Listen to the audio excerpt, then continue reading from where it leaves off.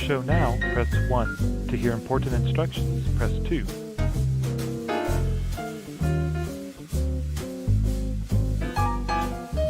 Your show will go live in 5 seconds. 4, 3, 2, 1. Nobody take no cornbread from me.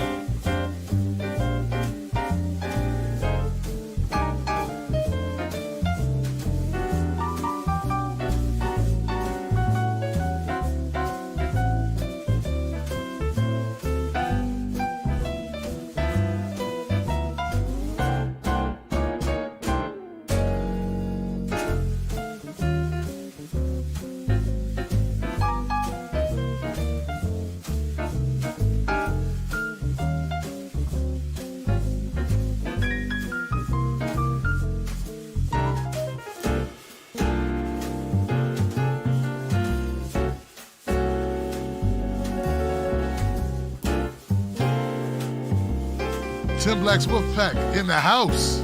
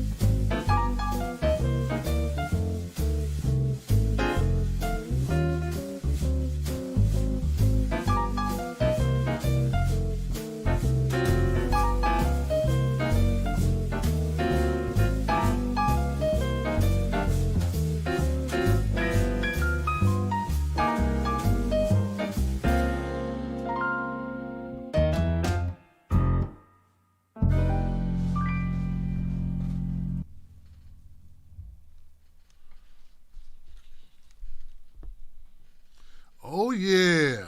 All right. Oh, yeah. What's up, people? How you doing? How y'all doing? A little echo with that. Oh, man.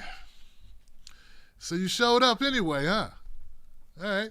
Let me make sure the volume's okay. Let's show we got a little V going on up here. All right. My name is Tim Black. Welcome to the Tim Black Show. It's okay. Welcome to the Tim Black Show. My name is Tim Black. I'm your host this evening. Glad to have you here, Facebook and YouTube. Twitter people need to learn to come to YouTube or Facebook. Just do it.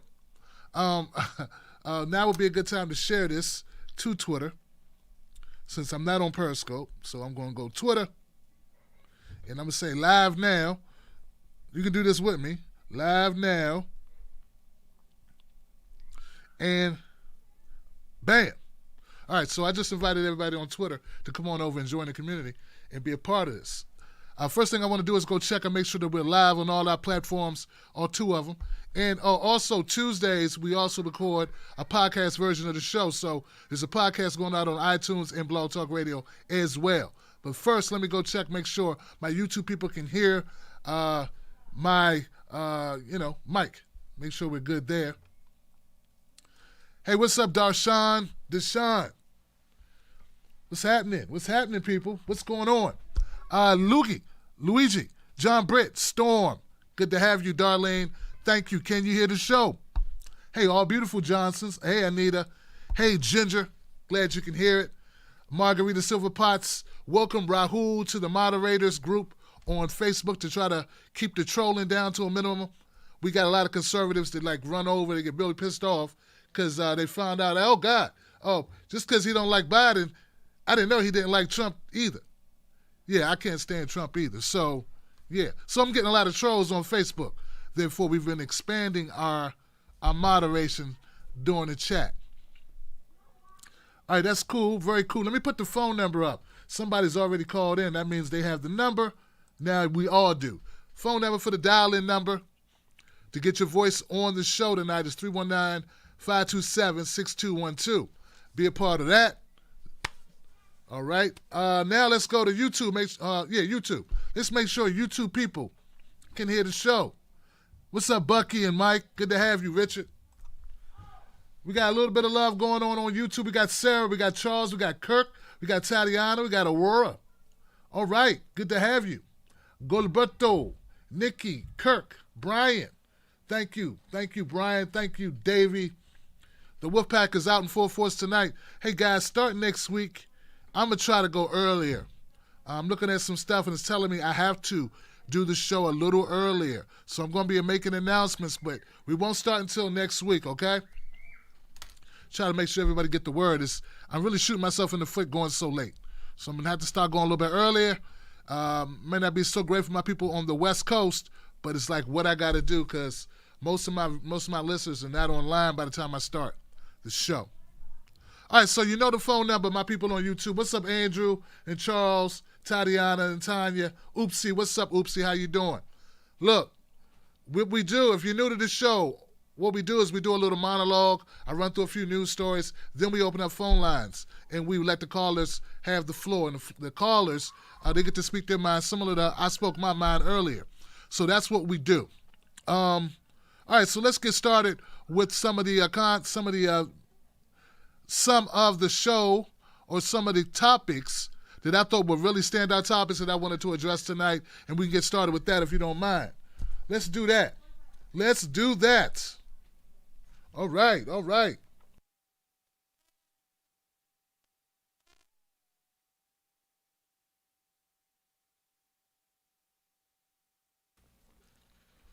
They're loud here. They are loud in here.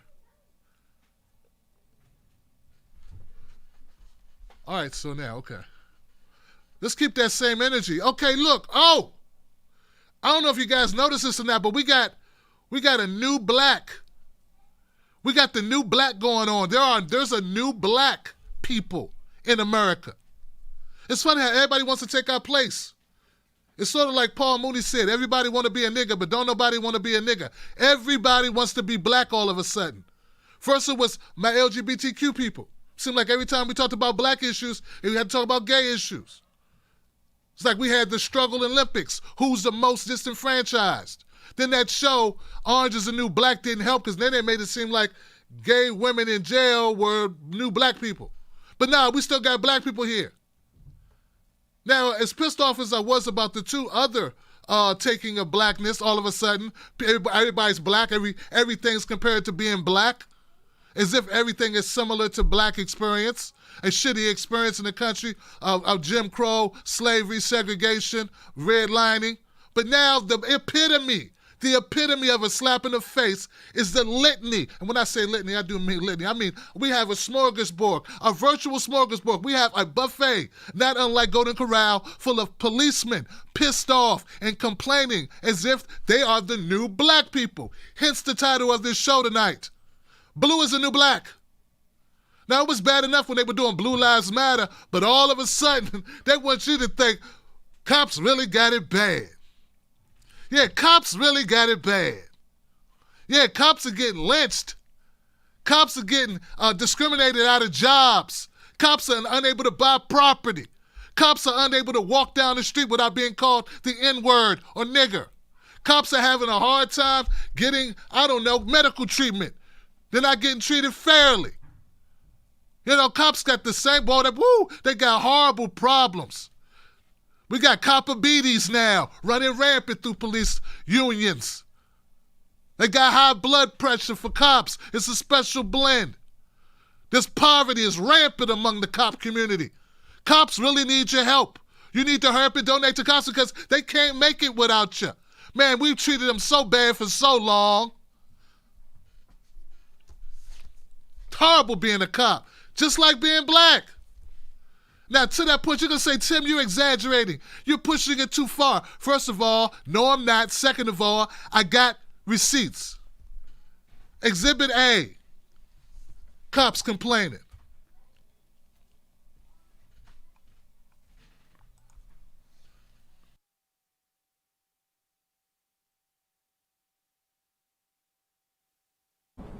This isn't stained by someone in Minneapolis. It's still got a shine on it. And so do theirs. So do theirs. Stop treating us like animals and thugs, and start treating us with some respect. That's what we're here today to say. We've been left out of the conversation. We've been vilified. It's disgusting. It's disgusting. Trying to make us embarrassed of our profession. 375 million interactions. Overwhelmingly positive. Nobody talks about all the police officers that were killed in the last week in the United States of America, and there were a number of them. We don't condone Minneapolis. We roundly reject what he did as disgusting. It's disgusting. It's not what we do. It's not what police officers do. Our legislators abandoned us. The press is vilifying us. Well, you know what, guys? I'm proud to be a cop. And I'm going to continue to be proud to be a cop until the day I retire. And that's all I have to say.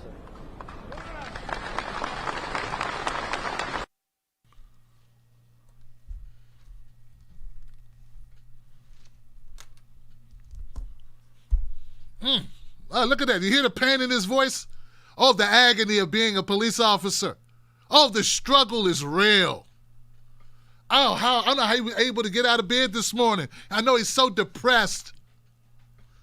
Look, the fact that this cop doesn't know the real issue that we have with the police officers proves my point totally.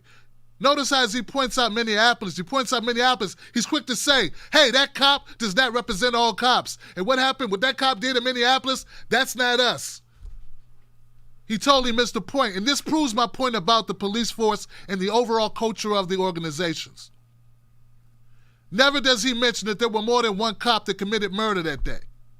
He never mentions that it was a group of cops that allowed that situation to occur. That's the problem with the police. The police is not just one guy being an ass, one guy breaking rules, or one guy being sadistic, or one guy being a murderer, or whatever. It's one guy plus a whole bunch of other guys who won't say shit.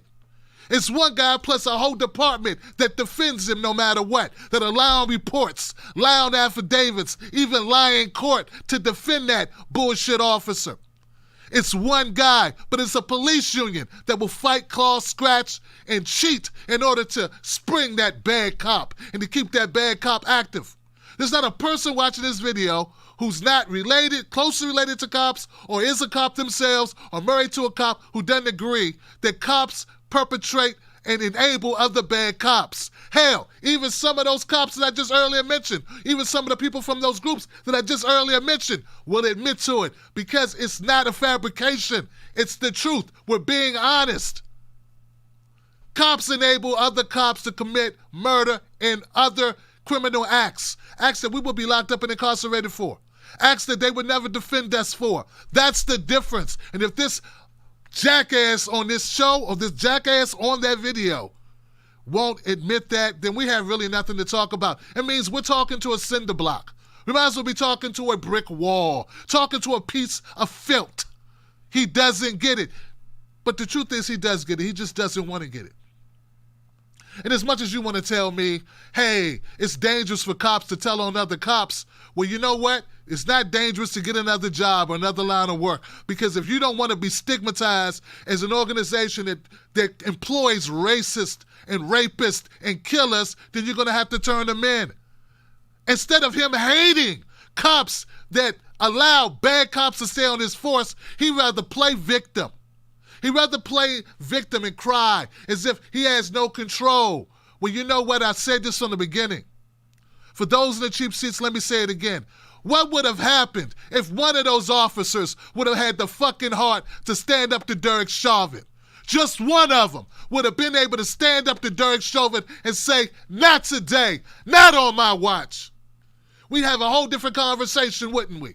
Cops wouldn't be vilified right now. They'd be praised. It would have been one, just one of them would have had the heart to save George Floyd. We wouldn't have had the riots in the streets. We wouldn't have had this pushback. Nobody'd be talking about defunding police officers, though they should have been talking about defunding police officers. Nancy Pelosi and Chuck Schumer wouldn't have got down on their old knee that they can't get back up off of. They would have never worn dashikis and kente cloth at the Emancipation Center, wherever that was. The bottom line is, this cop doesn't get it. He doesn't want to get it. They refuse to get it. It's a strategy not to get it. They play victim. Now, taking it to even further extensions of showing you how bad it is for cops, how a cop's life is not something to wish for. Cops got it so bad. Here goes my clip number 2 of another bewildered, beleaguered black man. I mean black cop. I mean white cop. I mean cop. This isn't stained by someone in Minneapolis. It's Asking us to pull back. They're asking us to pull back. They're asking us to walk away from you. They're asking us to abandon our communities. They're asking me to walk away from where I live. They're asking me to walk away from where I work. They're asking us to walk away from the neighborhoods that we brought back. And that's what's happening. And you know what? We don't have a choice. If we put our hands on the criminal, you're going to jail. I'm not being dramatic. That's how bad it is. No one's read the bills. They're following the crowd.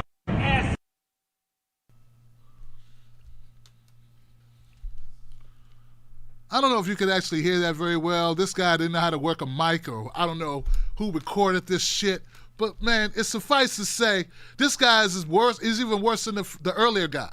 See, this guy, he's made a statement that's so bogus, so horrifically stupid, and just a bold-faced lie. He said, if you even put your hands on a criminal, then you're going to jail. Talking about gaslighting. No, dumbass. The problem is you are abusing people and shooting people in the back, in the face. Look, I mean, how much of this shit do we have to put up with? How much of the line do we put up with? You listen to this guy complain like he is a fifth grader. And where did you go to school? Where did you learn to speak? What is the nonsense? These people need to be better educated, better trained, and we just need plain old better cops. You can't put your hand on a criminal. First of all, they haven't been convicted of shit. So if a person hasn't been convicted, they are still just a citizen of the United States. And even if they are someone with a previous record, that does not give you the right to abuse them and to batter them. What type of...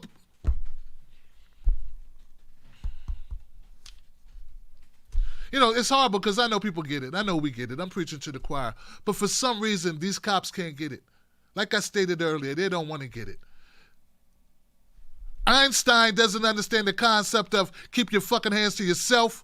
He doesn't understand the concept of innocent till proven guilty. And he doesn't get that he doesn't get to choose how he does his job.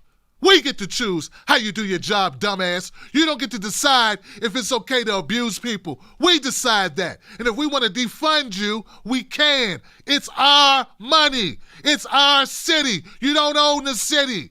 And stop talking about abandoning the city. Half of you fuckheads don't live in the neighborhoods that you patrol.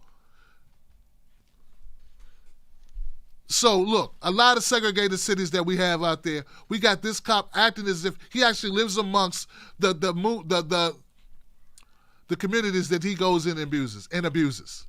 That's part of the problem. That's part of what needs to change. You don't understand the culture of the neighborhoods, that you over-police, racial profile, and treat like animals. And it has to stop. And eventually, it's now somehow raising to the consciousness of all of us. So now that it's there, it's not going back. Do you understand? It's not going back, fuckhead. So if you can't get with the new way that policing will have to be done in this country, maybe you should get another line of work. Maybe you should get off your ass and do something else. Go be whatever. Go be with God. I don't really give a damn. But policing in America must change. And we ain't asking your permission to change it. We will change it by throwing out the politicians that allow you to stay employed and perform at this same shitty level. We will no longer step back and allow you to be employed. You're going to go or you're going to go to jail. You're right. But if you're a cop who's not abusing authority, if you're a police officer that's not committing police brutality on citizens, then why are you worried? You're worried that finally somebody will hold you up to scrutiny? Everyone else who has a real job, a regular job, gets held up to scrutiny all the time. All of us do, in all our jobs. Like I said it before, man, it's a mind fuck that they're trying to do on all of us. They want us all to feel sorry for the police officers. The police officers got such a horrible job. It's such a dangerous job. Then we got to hear how police officers are being mistreated.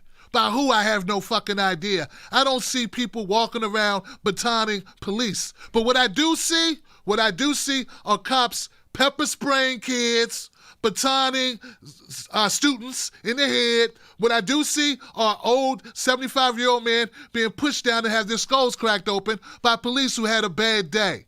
What I do see are cops puncturing tires and setting fires and breaking windows and abusing their authority over and over and over again. You know, there's a segment of our society that only want to focus on stupid shit like Target or focus on the Walmart or the Cheesecake Factory. What about all the videos of all the police that were breaking the rules, that themselves were committing crimes? What about those videos? Where's the outcry from you, cop, of your fellow cops breaking the law on film? It's on film, fuckhead. It's not an accusation. It's not an exaggeration. You can sit down and eat a donut, drink your coffee, and watch the shit. This is not about justice. This is about shifting blame. This is about deflection. And once again, cops want to be the new blacks. They want to be framed as being the group that's being singled out. But last time I checked, the blue uniform is something you could take off and put up and take it to the cleaners and have it pressed. But my blackness that has me guilty by skin color is not something that I can remove.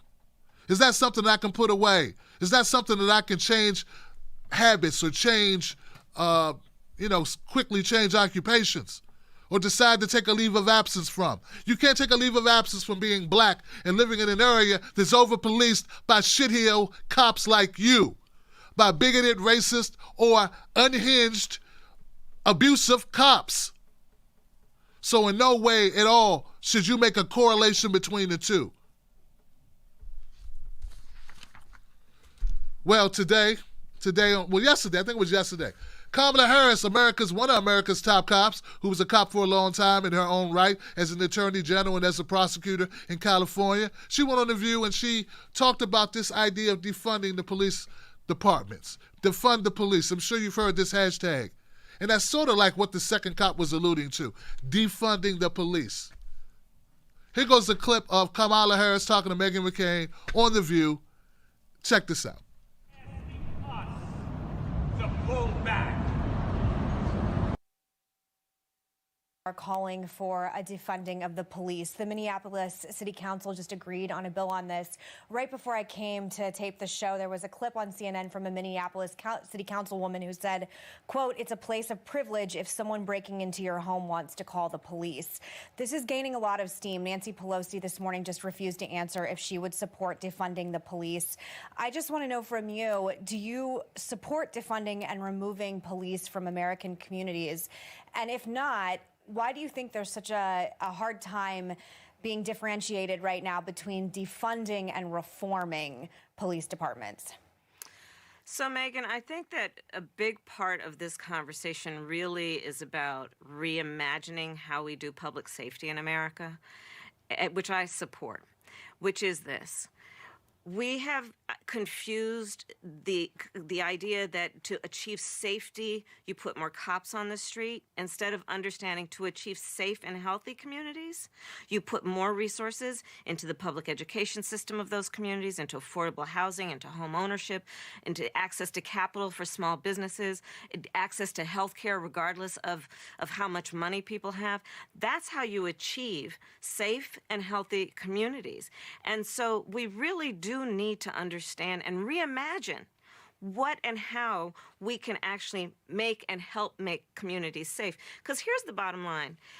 If you contrast, many communities which have a heavy presence of police to middle and upper middle class suburbs in America, you will not see that presence of police. But what you will see families who have an income that allows them to get through the end of the month.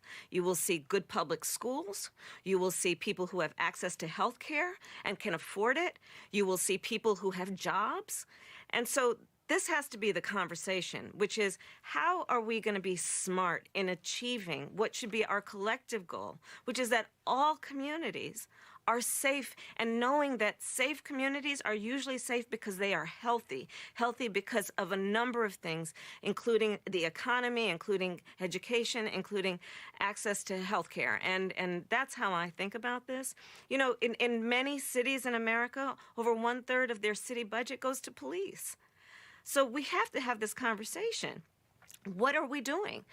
What about the money going to social services? What about the money going to helping people with job training? What about helping with the mental health issues that communities are being plagued with, for which we're putting no resources?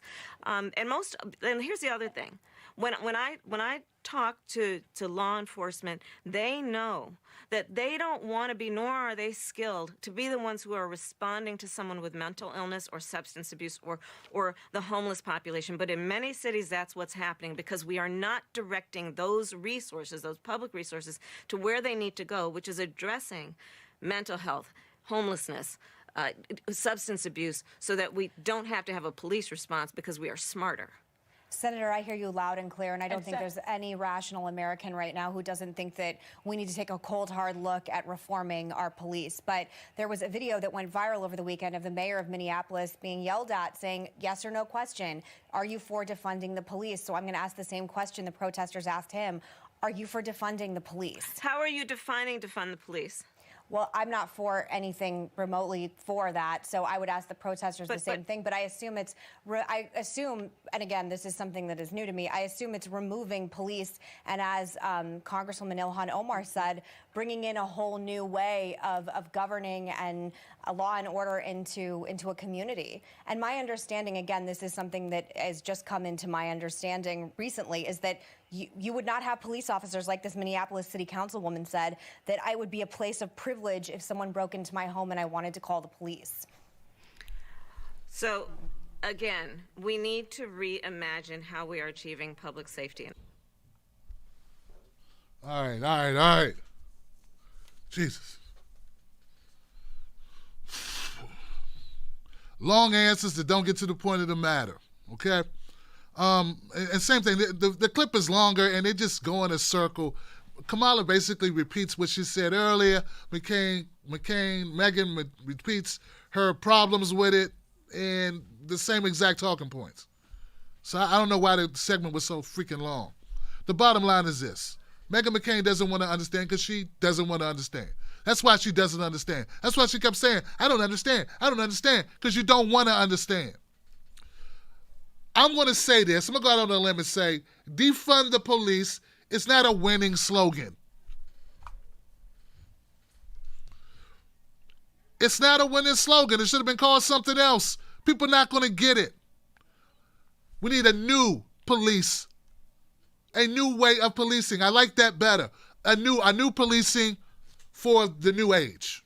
We need to recreate policing. We need to restructure policing. I mean, all of these words sound better. Because what you got to remember is a lot of Americans are police. And a lot of Americans have family members that are police. And the way you feel about police is not necessarily the way they feel about police. How can we fucking win if we don't understand the mentality of the people that we want to bring on board on the idea? So maybe we shouldn't call it defund the police. It feels good to say it at a rally, but saying it that way does not penetrate the thick skulls of people who don't understand what the hell you're talking about. I think it could be better articulated. Like, we want to restructure policing. I mean, I said this yesterday. Maybe Kamala's watching the Tim Black show. I said, in my view, we have police doing way too many damn jobs. We need to make policing more of an elite position. We need to have different levels of policing, different types of policing. And I guess the idea is that we want to call it something else. I'm cool with that, but you better articulate it and come up with a branding message. Right now, what we have is a policeman can be called to do all types of different shit and never know what it's going to be. From a domestic violence call of a man beating the hell out of his wife, to a domestic violence call of somebody put their child in the freezer, to an ongoing present shooting, shots fired in the middle of the street, to my kitty is trapped in a tree, to this guy, owes me $20, and this guy won't move his car, and there's a traffic dispute. I mean, police have too much shit to do. And the big humdinger of it all is do a wellness check. We got cops doing too many jobs they're not equipped to do. We need to break it down into categories and develop new organizations or new names and new titles and new designations. And not all of those positions require guns. You should not have a gun if you're a healthcare worker to go do a wellness check on somebody with a pre-existing medical condition. Okay? Cops should not have to show up to Jimmy's door when Jimmy's off his medication and they know Jimmy's on medication. They don't have the temperament for it. They don't have the training for it. And this is going to turn in not to a wellness check, but into a shootiness check. And that's not what we need. And a lot of the shootings that you see, a lot of them, well, not the ones that they show us, but a lot of the shootings that occur every year, a large percentage of those are people that are they have mental conditions that need to be treated a certain way, and those officers just didn't do their job in a way that you would expect a healthcare professional to do the job. And maybe healthcare professionals should be doing the job instead of cops doing the job. That's all I'm saying. So that would cut the budget. It would still be going to public services, that it would still go to fulfilling those needs, but it wouldn't go to a police department. It would go to another department, like a wellness department. I mean, these are ideas we've been talking about for years. I've had cops on my show talking about this shit. This is not new. Which brings me to another point. Kamala Harris, this is not a new phenomenon. Where were these great ideas back when the Democrats had power? Where were these great ideas for cutting this 1/3 of the budget? Hey, don't tell me that the 1/3 of the budget, these local municipalities, all of a sudden now that's going to police. That's been going to the police all this damn time.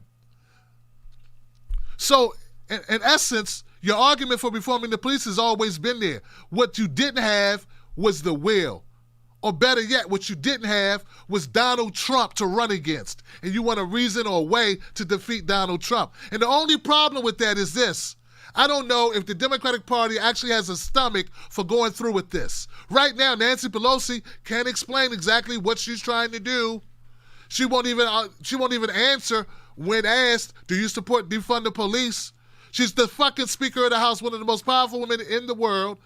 And she can't explain her position on a hot topic like defund the police. She should at least be able to articulate it, as well as a guy with a mic and on a YouTube channel. That is disgusting, and it's a shameful display.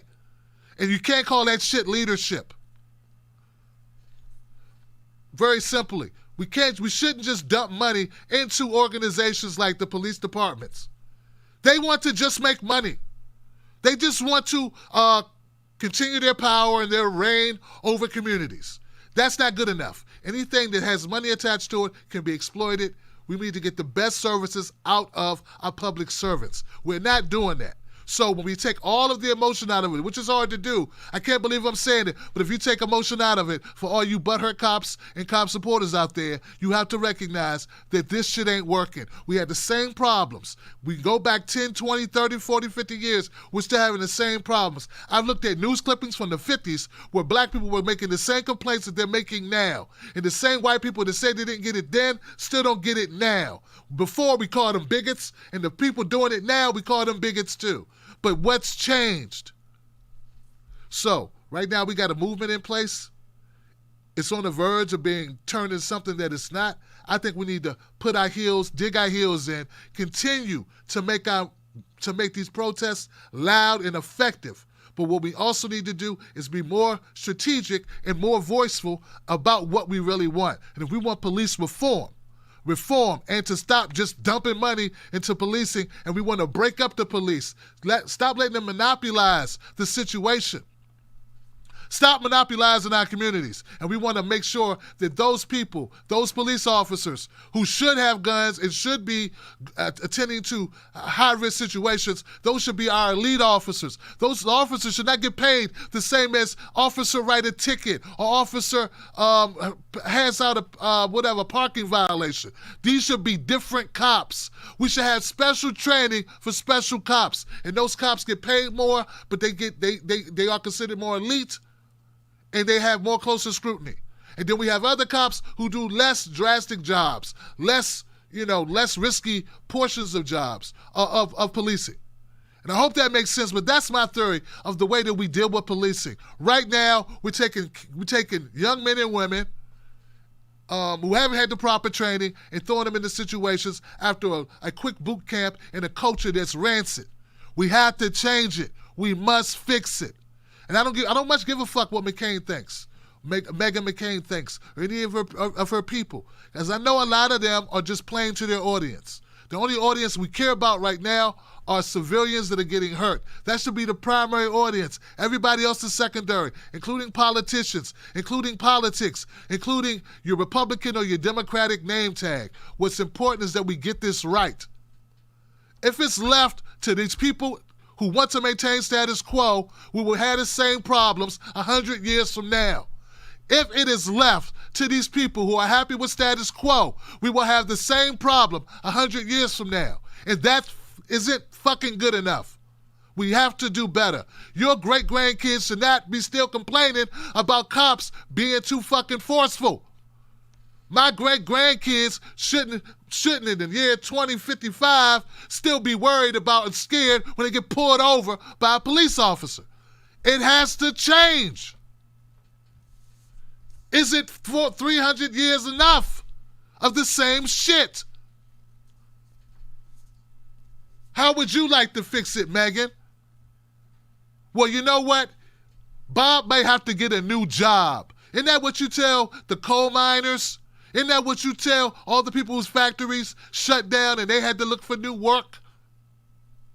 Well, you know what? Some of these cops who are on the booze, that are on the sauce too fucking hard, who smack their women instead of talk to them, who haven't made love to their woman because they're too busy beating up their women, we know you. We know the stats.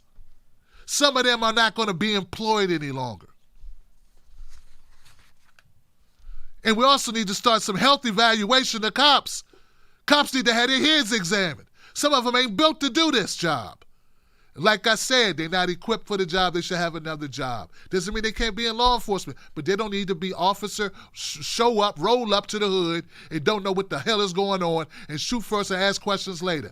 That's not the cop we need. And we also don't need, I'm scared, I'm going to piss myself. Well, let me just shoot this guy because I don't know what else to do. That guy got to go too. I mean, at some point, man, we got to decide if we want to actually be a society that gives a fuck about one another, or if we just want to make money, and if we just want our friends to make money, and we want to be co-opted by special interest groups, because that's what's happening right now. Damn it, if only poor people and people of modest means, ever working people, whatever you want to call it, people that who don't have millions socked away in trust funds, who don't have $50,000 refrigerators with gourmet ice cream in them, people who can't afford to just go party with Richard Bromson or whatever the hell, Virgin, owning the Virgin airplane or records or whatever the fuck, to just be able to go to the Bahamas when they want. I mean, if one day, if we ever got together and decided that we were tired of shit, I mean really tired, maybe something would change. Maybe if the redneck bastards who think what they want to do is police themselves as if they aren't already doing that, that's the problem, part of the problem. But if those people ever smarten up and realize we ain't the ones fucking you, that's from up here, and we ain't up here, then maybe we could actually reform some of this shit. But until then, lock their asses up, throw away the key, I don't want to hear it, break the law, lose your fucking job, lose your badge, go to jail. And meanwhile, while regular people are trying to figure out if we're going to actually be a functioning society, or if we're going to just go the way of the dodo bird, we have idiot Trump. Idiot Trump. That's idiot Trump making asinine bullshit conspiracy theory tweets about a 75-year-old man who's luckily not suffering from brain damage from a couple of cops who got overzealous and handsy at a fucking protest.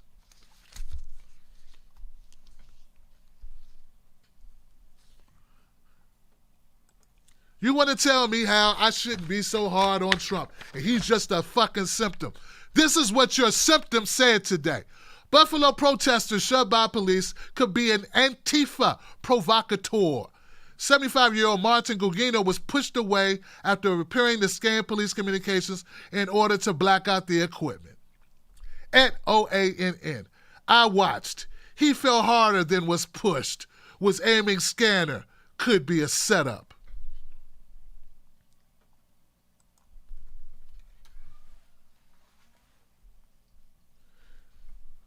You know, when I said that Donald Trump is more than a symptom, maybe he was a symptom when he got elected, but now he's turned into a full-blown COVID-19, walking, breathing COVID-19 virus. This one wasn't created by bats or imaginary bad elves with poor hygiene either. This was created right here in the good old US of A. But Donald Trump is a menace to society. He says things that are dangerous, and worst of all, people believe him. You understand? People believe him. He makes shit worse. He makes us worse. He is worse. Now, as much as I don't like the Democrats, I can't stand Kamala Harris. I've been a very vocal critic of her record. That's why I can't stand her, by the way, her record. Same thing with Joe Biden. Can't stand him because of his record. It ain't personal. Hey, man, if Trump wasn't such a horrible individual willing to use race and lie and conspiracy theories in order to try to win an election, he'd probably be okay, too, to talk about. Or to, chop it up and have a beer with. But the bottom line is these people are bad people who do bad things for the American public. But right now, Trump is leading the way as most destructive person in America, just via tweet. So don't tell me he's just a symptom, because that floats with a fucking audience that people are trying to cultivate. The guy is saying that what we saw, we didn't see. Why is he saying that? Why is he saying Mr. Gugliano, which is he's with an organization, a peace organization? He fell harder than he was pushed. Meanwhile, Donald Trump hides out in a fucking bunker, scared of his own shadow, afraid of 18 and 19-year-olds on the streets of Washington, D.C., when he's got security. He's a biatch. And so are the people that defend him and who are afraid to call him out.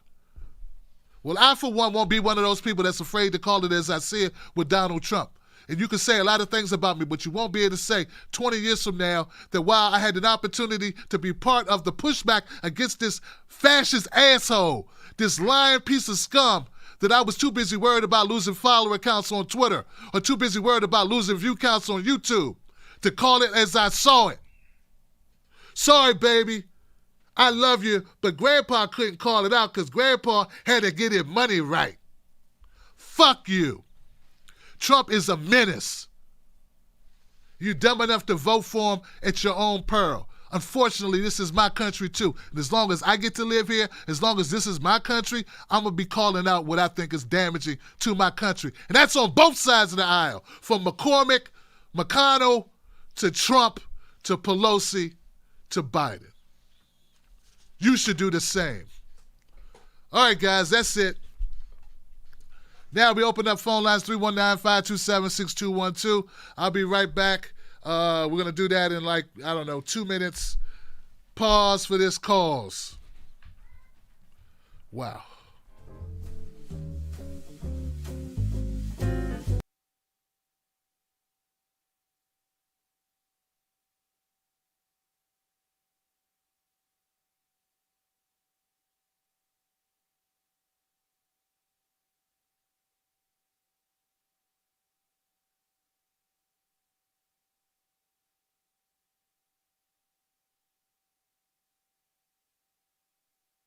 A powerful new movement is rising across America.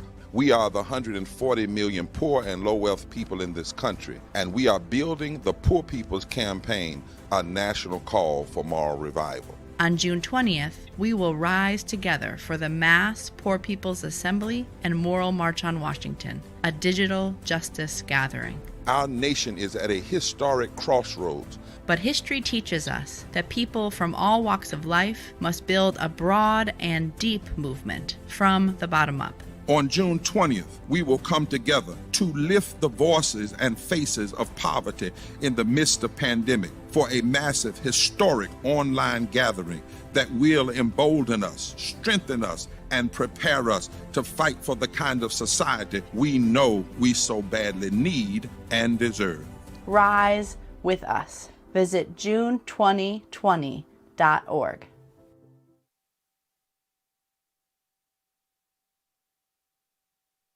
All right, people.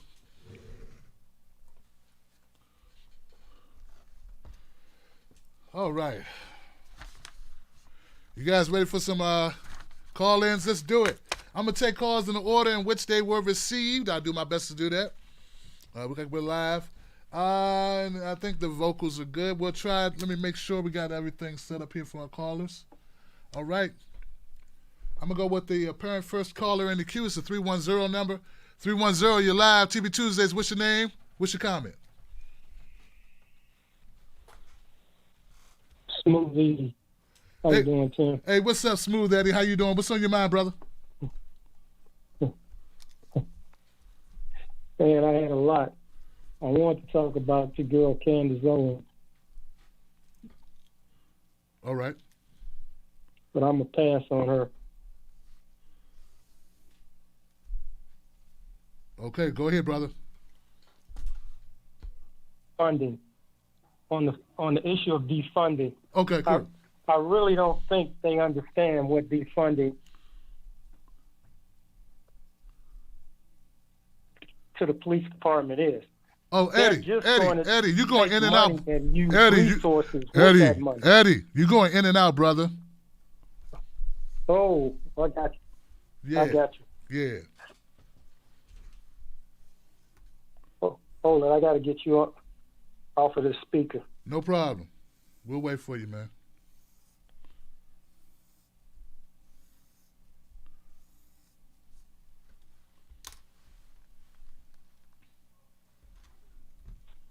So, like I said, I believe they don't understand what the defunding means.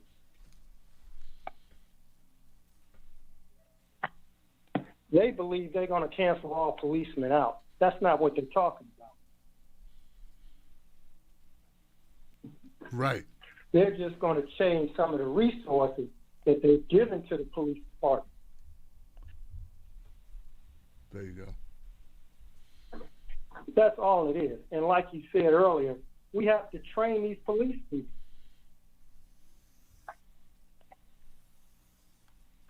They're not equipped to deal with mental health, the homeless.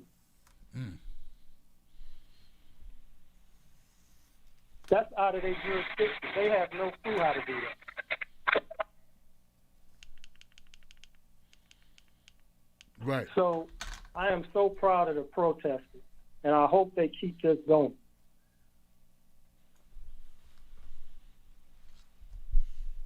I will turn your show back to you. That's all I had to say. All right, Eddie, man. I don't know what happened with the audio, man, but I agree with you, and thank you for bringing up homeless folks as well. Yeah, the way they're dealing with homeless people, man, it's we need better resources. Anybody out there disagree that we need better resources for homeless folks? I mean, come on, guys. Have you noticed what's been going on with homeless folks? They're like pushing them from one block to the next block, putting them on a bus, sending them to the next city. It's your problem now. Push them, push them. I mean, they're lighting the beds on fire. I mean, I've seen all types of horrible things being done to homeless people where if you're feeding them, they're treating them like they're pigeons. If you feed them, you can't feed the birds. You can't feed the homeless. They're locking them. I mean, we need better resources for our communities in general. We need better allocation of the resources, right? That's what Eddie's talking to. So I know that I've seen it myself. Go outside sometime if you don't know what I'm talking about.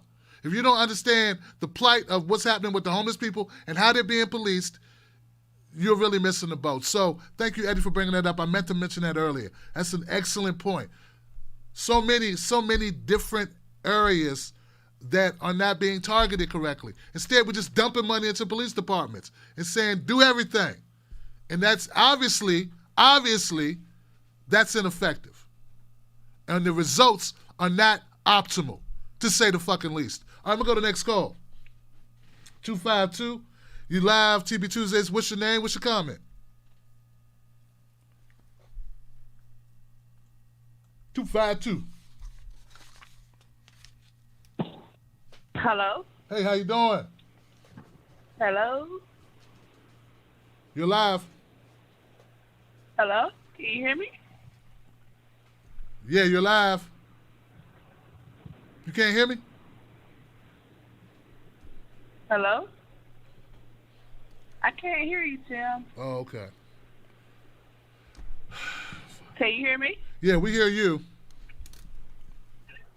Damn. Maybe that's what happened with Eddie. He couldn't hear me. I can't hear anything. Okay, hang tight. I'm going to try to remedy this. Son of a...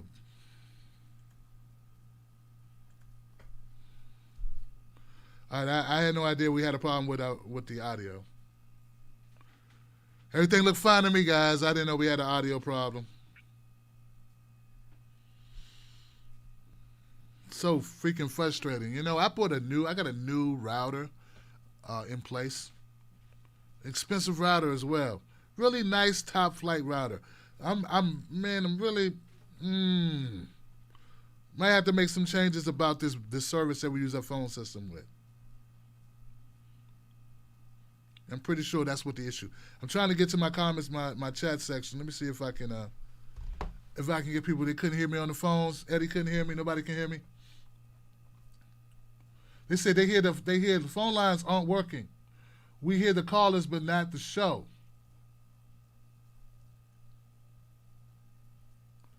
Yeah, well, we're talking about we lost connection a couple times via the internet, Brad Bloom. So internet connectivity is the only issue that I can deal with regarding this. There is no software to install. This is a website. We had connectivity issues before. Why do I read? All right, go on. Just launching again, guys. All right.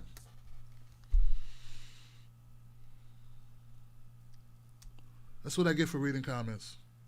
I'm gonna go to. I'm gonna relaunching the website again, the app on the web that we use for phone calls. That's why Eddie got off like that. I was wondering why Eddie left.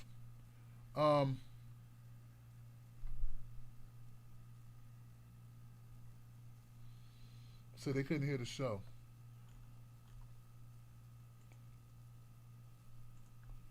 Let's see what we got. I hate for this to be a bad night. I really would. We shall see. Hang tight, y'all. Almost there.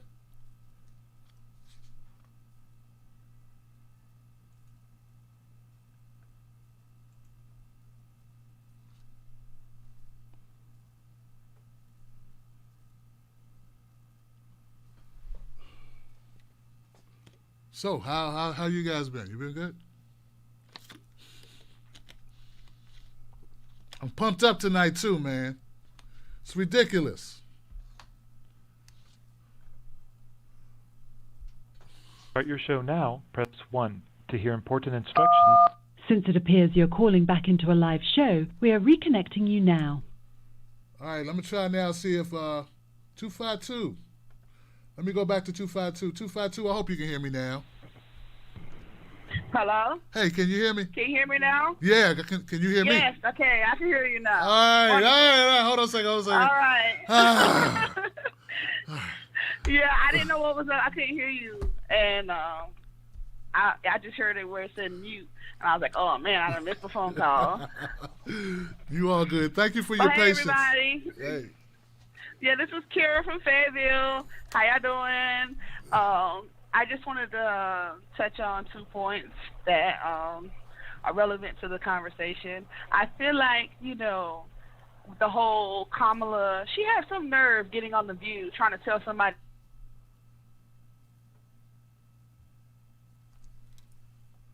I lost you. Economy larger than most countries, and she did nothing to help the cause. She did absolutely nothing to help the situation whatsoever in California. If anything, she was more of a detriment than anything else.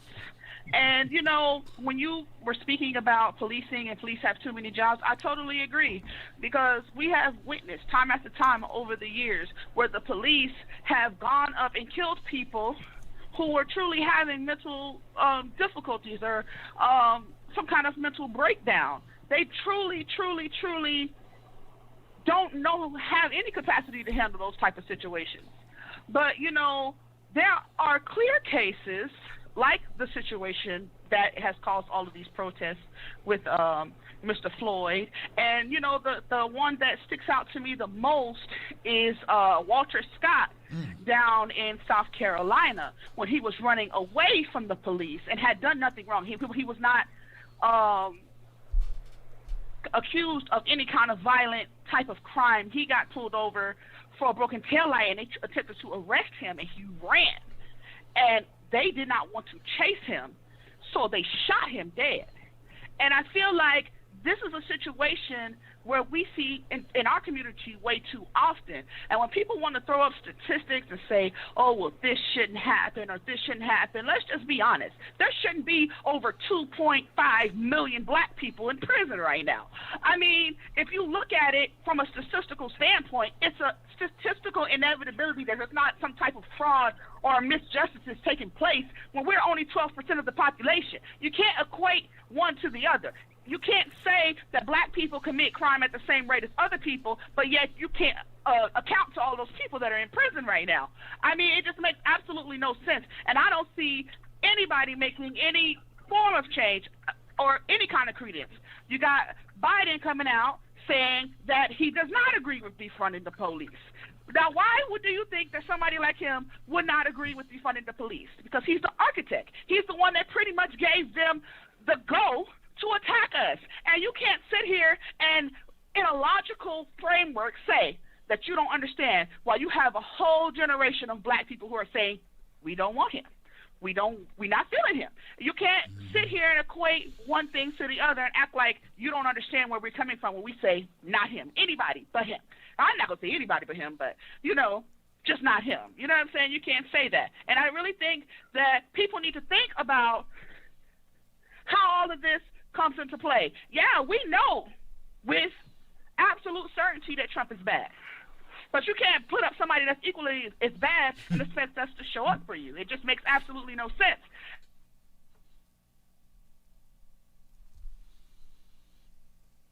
Kira, we lost you. Don't understand what we mean when they say defund the police. They know exactly what we're saying. Kamala Harris was right when she did say that, the police departments get, 1/3 of the budget. And it came out that in cities like LA, they're getting 60% of the budget? Wow. It makes no sense. I don't get how you give these people so much authority. And then let's talk about police officers in general. Police officers do not have it as hard as what you're trying to make.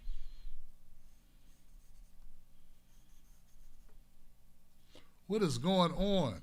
Because they're hire police officers to supplement what they don't make as far as a salary, just for that public servant attached to it. And it happens with EMTs and things like that too. But, you know, when you hear about a police officer retiring, they don't retire and live bad. Like, I mean, let's just be honest. Look at the situation for what it is. These people have all the perks in the world, and they don't have any accountability for the things that they do, good or bad. And, I mean, I just feel like at this point, we do have no other choice but to protest in this manner. And if, you know, some shit gets fucked up, oh well. You know what I'm saying? That's just my take on it. Thank you for allowing me to, again, speak my truth to power. Y'all have a good night. Thank you, Kira, for your patience. I'm glad you called in. It's good to have you back calling in and speaking that truth, man. And I agree with you 100%. Look, you know, Kamala Harris, horrible vessel for this message. I mean, I thought the Democratic Party got the message when we were saying Kamala. I thought they got the message when we did not come out for her, when people didn't support her. They didn't support her for a reason, okay? But look, if on this issue she can speak some truth, hey, what you gonna do? I'm not gonna say she's not speaking truth just because I don't like her politics. That's the whole purpose of the show. But that doesn't mean I support her. Now, Kira's absolutely right. Police do pretty damn well. Let's stop acting like they're beggars walking around with their pockets turned inside out, wondering where their next meal is gonna come from. A lot of small towns across this country, policing is a very good job to have. So let's stop tripping. Like these people don't, you know, like their lives are not okay. I mean, in comparison, it's a very stable position for people to have, policing. So, which is another part of the problem. I mean, if it wasn't for policing and jails, a lot of our small towns would have no industry whatsoever. That's another thing they don't talk about much, Kara, is the fact that policing and bodies, black bodies in prison jobs are what holds up a lot of the commerce, a lot of the economies of these small towns across this country. You can go places in America where there are no black people, but the jail will be full of black people. And you think that's just an accident. You think that's just magic. That's just what naturally happens. No, it's not naturally what happens. They passed around the meal ticket. We are the meal ticket. It ain't changed. So thank you, Kira, for calling up. Once again, dropping the anvil, dropping that elbow, bam, Hulk Hogan style. And I'm going to go to the next call. My cue moved a little, but I still got numbers written down. 562, you're live. What's your name? What's your comment? Hey, Tim. How's it going? What's up? How you doing? Hey, Tim. How's it going? And everyone out there, you know, peace be with you to everyone. I just want to.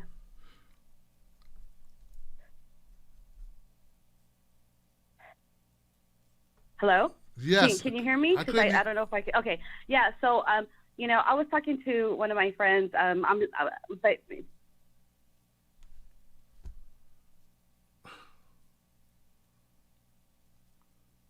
You know what? I think the phone line's not working, but I'm going to still talk. I'm going to, you know, try to get my point across. You know, my name's Laura from Long Beach. I've called a few times already, but there's 4 points that I feel that a lot of people don't realize when it comes to the police and how they hire. We need to make sure that we don't hire people right away that come back from war because they're the first ones in line that get hired. Now, they are trained killers to go out of the country, kill people, come back.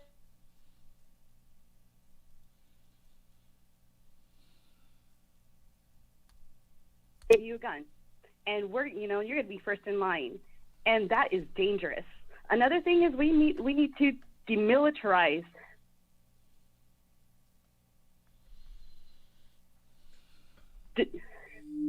We need to demilitarize the police and also accountability. If you make sure that you dig into the people's pockets, the police, as opposed to our pockets, the public, when every time someone does get killed by police or brutality by a cop, it is us, the Joe public, that have to pay for it. Now, I was told by someone, you know what, have them sign a contract when they do get paid, when they do sign up for the police department. hey, you know what? Accountability. If I brutalize someone, if I kill someone, it's coming out of my paycheck. And that's pretty much what I have to say. I really appreciate your time. I know that's been trouble with the lines, but thanks for helping me get my point across. Yeah, thank you so much. I don't know what's... thank you for calling up.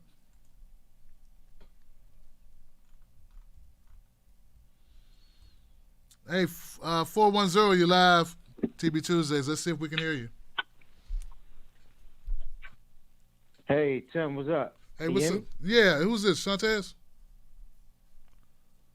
Nah, this B. Hey, what's up, B, man? Can you hear me on the phone?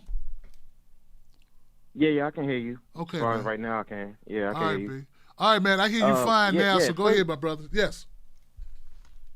Are you having problems hearing me, or No, you good. People are going in and out, and I'm trying to figure out what it is. But you sound good now. Go ahead and speak your mind, brother. Okay, You cool, good? Cool. Yeah. All right, cool. Hey, man. First and foremost, man, I wanna apologize for cursing the other night. You know what I mean? I was cursing too damn much, and you made me feel bad once you threw Reverend William Barber's name in it. So I'm like, oh. I was like, oh, you threw the Reverend's name in it. Oh, man. It made me feel all types of bad. But you know what, though, man? I need to stop doing that anyway. So, you know what I mean? That was a good little check right there. You know what I mean? We all need checks sometimes. You know what I mean? Good, man. But, yeah, man. Kamala, you know, look, man. She's a follower, man. You know what I mean? She's a follower. You know what I mean? I don't know how much power she had as an attorney general or whatever the hell she was back in California. I don't know, like, the scope of their power. Now, I will say I know that they do have power. I just don't know how much exactly. But all I know is she didn't do a good job. You know what I mean? She could have led in certain areas and try to clean stuff up. Excuse my French. It's all good. Try to clean stuff up. You know what I mean? But can you hear me? Yep, you good. All right. Yeah, she could have led the way.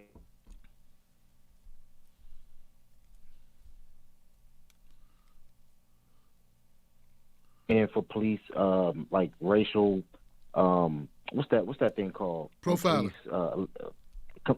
It's something like that. It was called something else.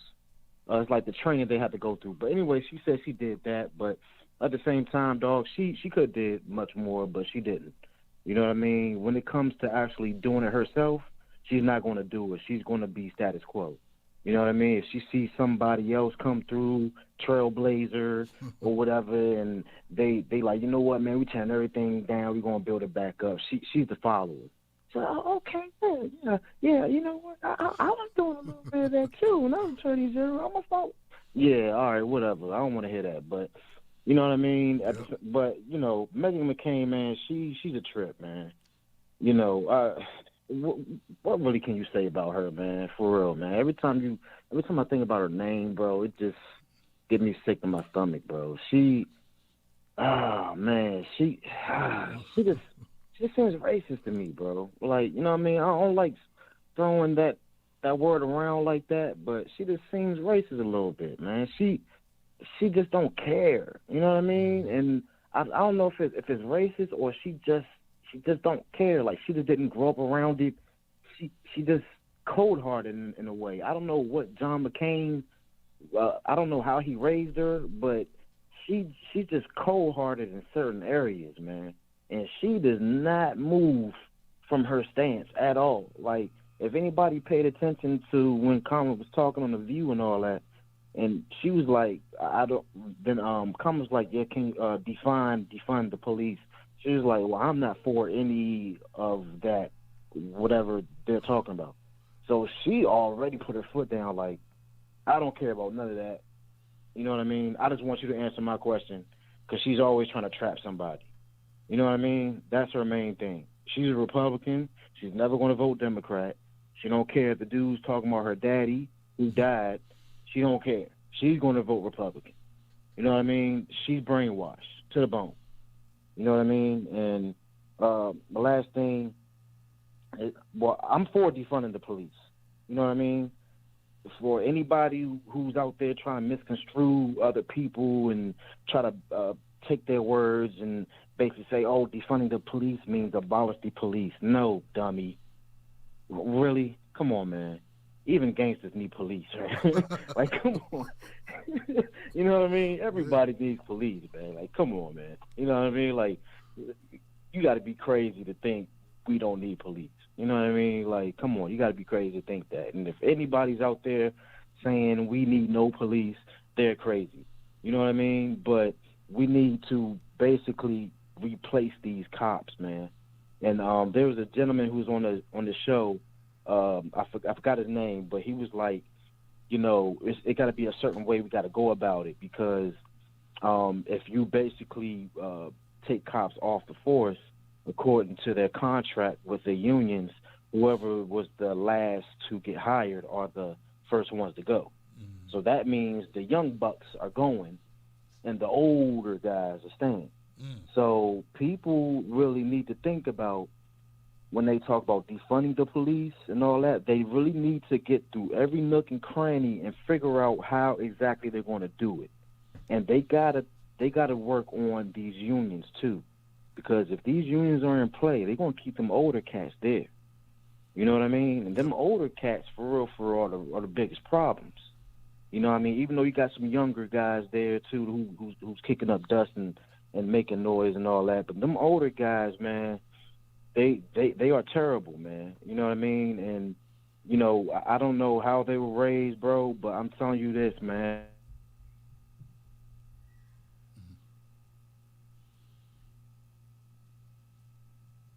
You see people having barbecues with their kids, man. You know what I mean? So people grew up with that, for real. You know what I mean? And for anybody out there who's thinking about, oh, well, no, people don't think like that anymore. Yeah, they do. Because guess what? A lynch mob took a woman. You probably know this, Tim. It's historical. A lynch mob took a black woman. I guess she was going to snitch on them for killing her husband.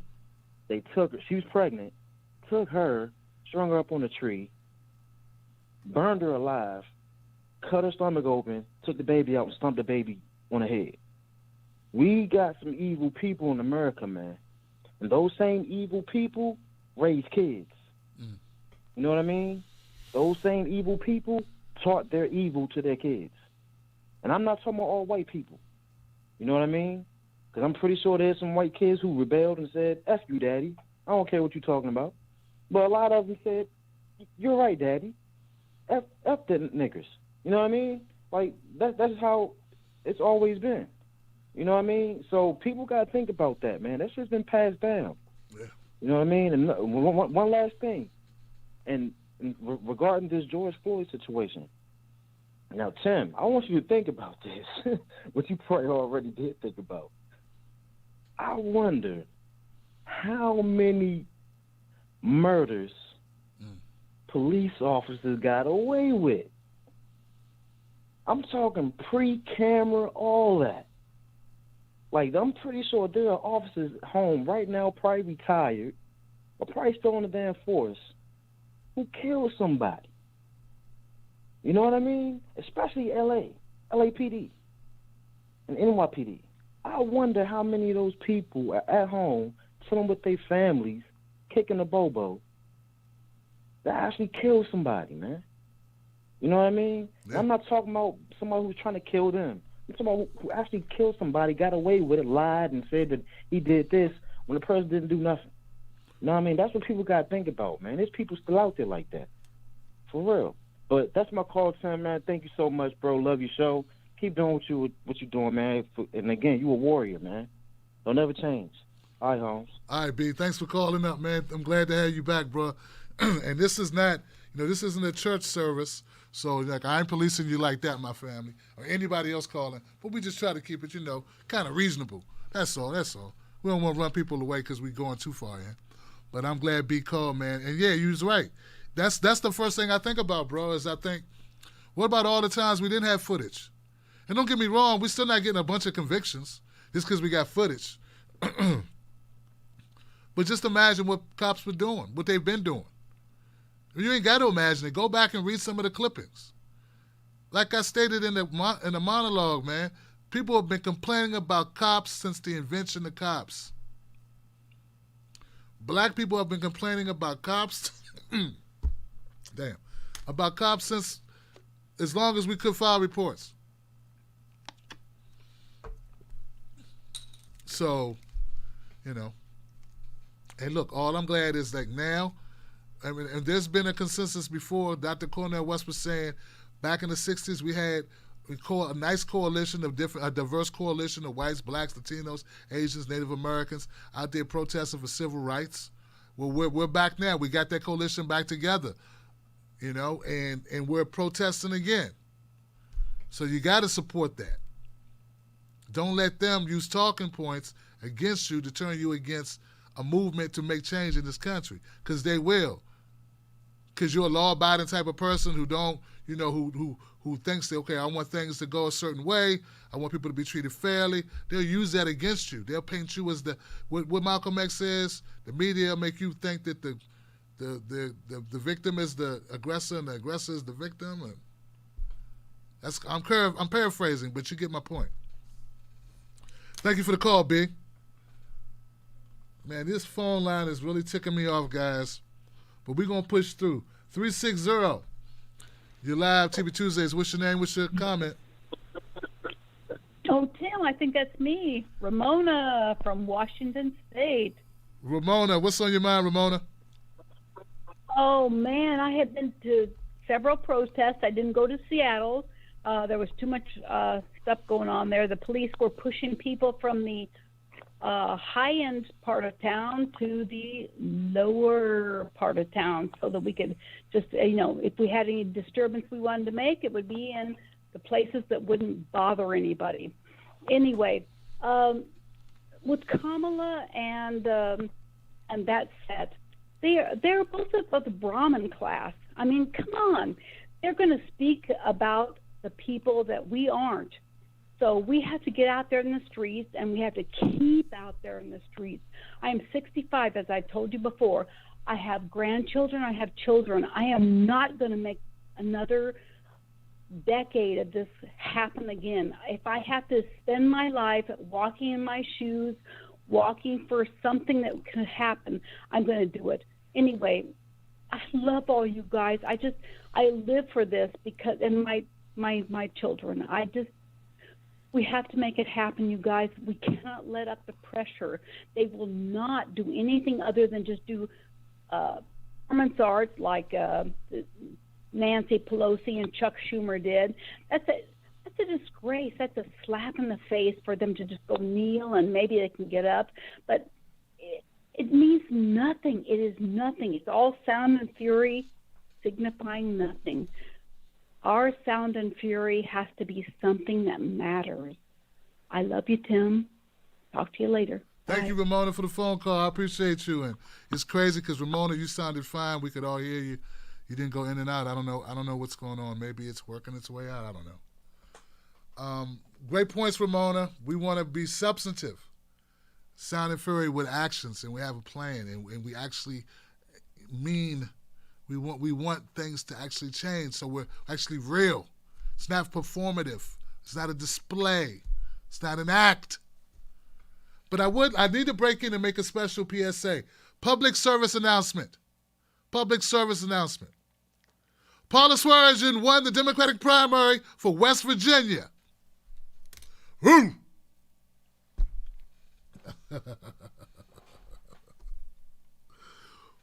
So I just want to announce that. And we'll be having her back on the show as she makes the push against the Republican Capito. Shelley Capito in November. It's fantastic, man. Now, I had Paula back on at the beginning of this run. She's supposed to come back. I got swamped. We text. She's supposed to came back and this going on, that going on. So I got saved because she won her primary. So now I can have her on again to push her in the general So that's what's up, guys. It's fantastic. Great news, right? Great news. Shout out to Paula Swearingen, my sister from West Virginia out there, getting it done. That's right. Wow. Wow, that feels good, guys. So hard for people that I love, man, to get the win. You know, it's like, she's real. She's a real one. Okay, guys, let's go to the next call. I had a 289 number here. Where'd 289 go? I can't find 289. I have a 248, though. 248, you're live. How you doing? Oh, boy. Hello. Hey, good evening, Jim. It's Darren Webster. All right, Darren, what's on your mind, How are my you friend? tonight? I'm good. Okay. Well, I'll try to be brief because you got me thinking. I used to work in the mental health field. We call it mental health instead of mental illness because it's, well, one, it's part of your health, you know, a full person. And two, if you go around dwelling on illness, that makes things worse instead of trying to look for solutions and make things better. So I worked in the mental health industry. I worked in a crisis center, and I saw lots of people come in who were in tough shape. I won't go into everything because I just have too much on my mind and it would take hours. But the most important thing I wanted to bring up is if we're going to talk about what to do with all that money we give to the police now, I think we need to look at funding people and communities and making it so, you know, people tell me, oh, you become homeless because you have mental illness. Well,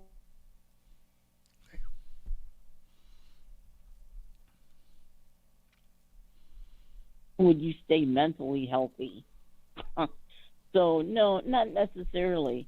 You know, and the same with poverty. Poverty can give you depression because you always feel like you can't get ahead. Mm-hmm. So if we could improve our communities and give people more resources to improve their situations and get less people in prison. If you have mental health issues, you don't want to go to prison because they don't normally do anything any better than someone in, you know, the general public could do. And then being locked up is really horrible for your psyche. I've met people that, oh, it was just so sad, you know, that I could tell that it had been so traumatic for these people to be locked up. And then when you come out, you don't have any resources and you have to have a place to live or they'll put you back in prison, but you can't get public housing and blah, blah, blah. And, you know, just on and on. It's a vicious cycle to be a lower income in the first place. Yep. And then then to be on Medicaid and food stamps, that whole system it's horrendous. It's very degrading. I know, I've done it. So we just need to improve people's situations in general and give kids and everyone a little bit of a foot up instead of stomping them on their necks. I'm sure if we diverted some of that 60% they give the police now to the community, that we'd see a lot more happy people and we wouldn't need these fine men in blue with their stun guns and the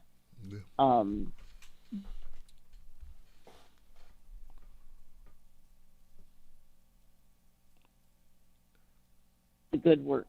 You're a positive person. Hey, well, thank you, Darren, for the phone call, man. I appreciate you. And most of the call was clear. I don't know what's happening. I don't want to reboot again, guys, because I might lose it. But very, very important point. Mental health, not mental illness. Mental health, because we want to be healthy.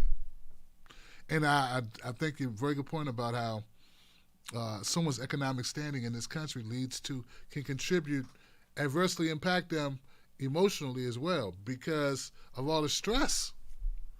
Yeah, you know, in this country, in this capitalistic society, ultra-capitalistic society, not having money is shortening your lifespan.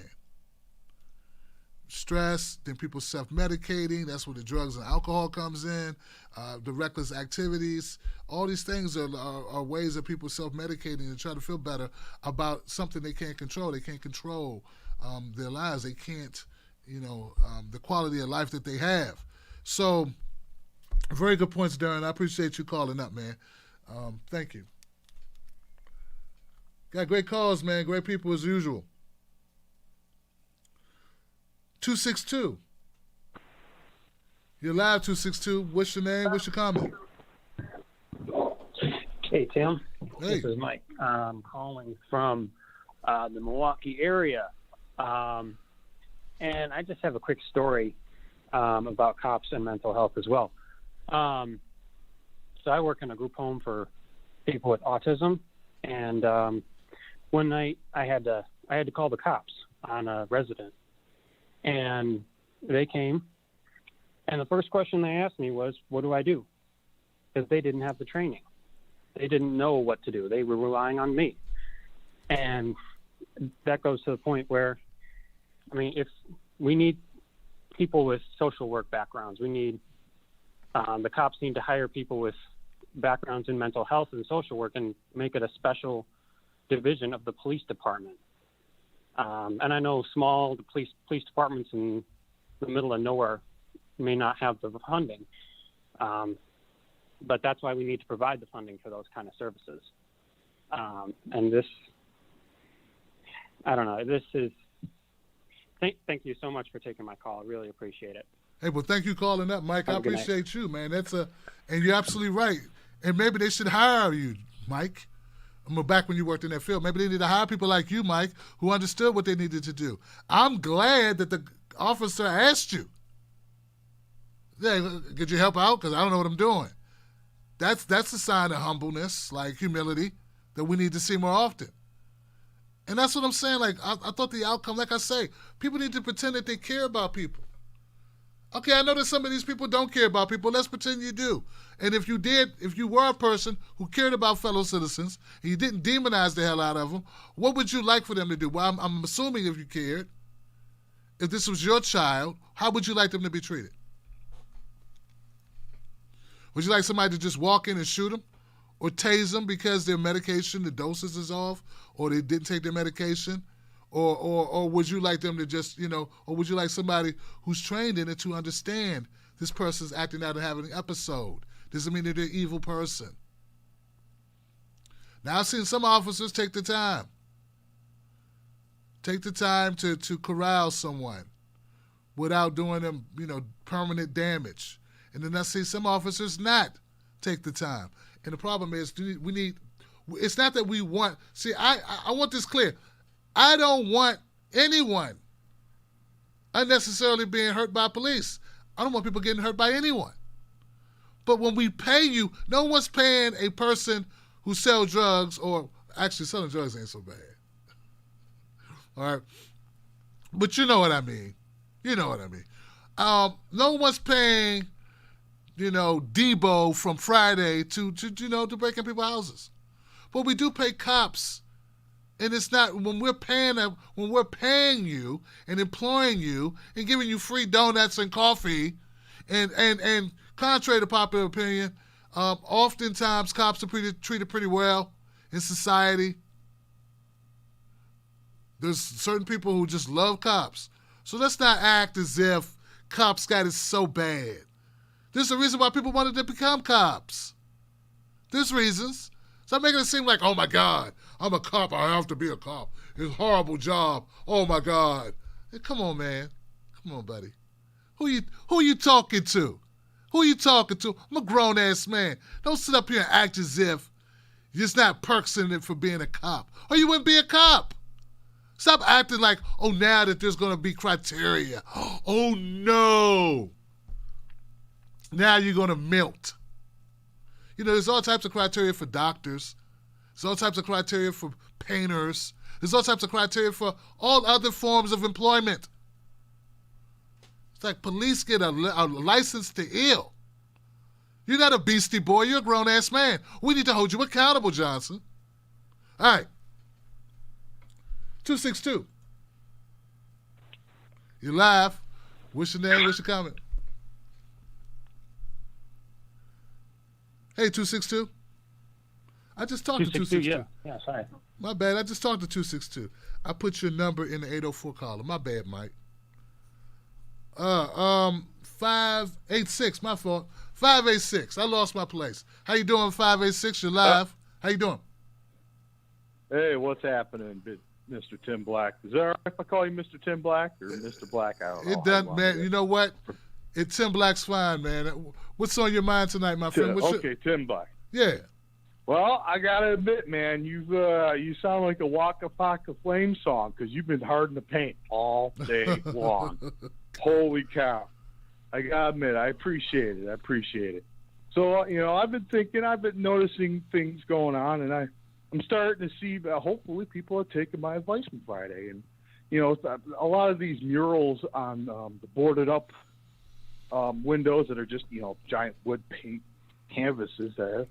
Some people have decided to turn them into canvases, I should say, and seeing it all over the country really inspires the crap out of me, I must admit, to see all these young people finding positive ways, using the power of positivity as the WWE tag team, The New Day, always talks about, to really show that this movement is about changing things for good and not for, the evils of the world that pervades all of our lives and whatnot. But it's not about that.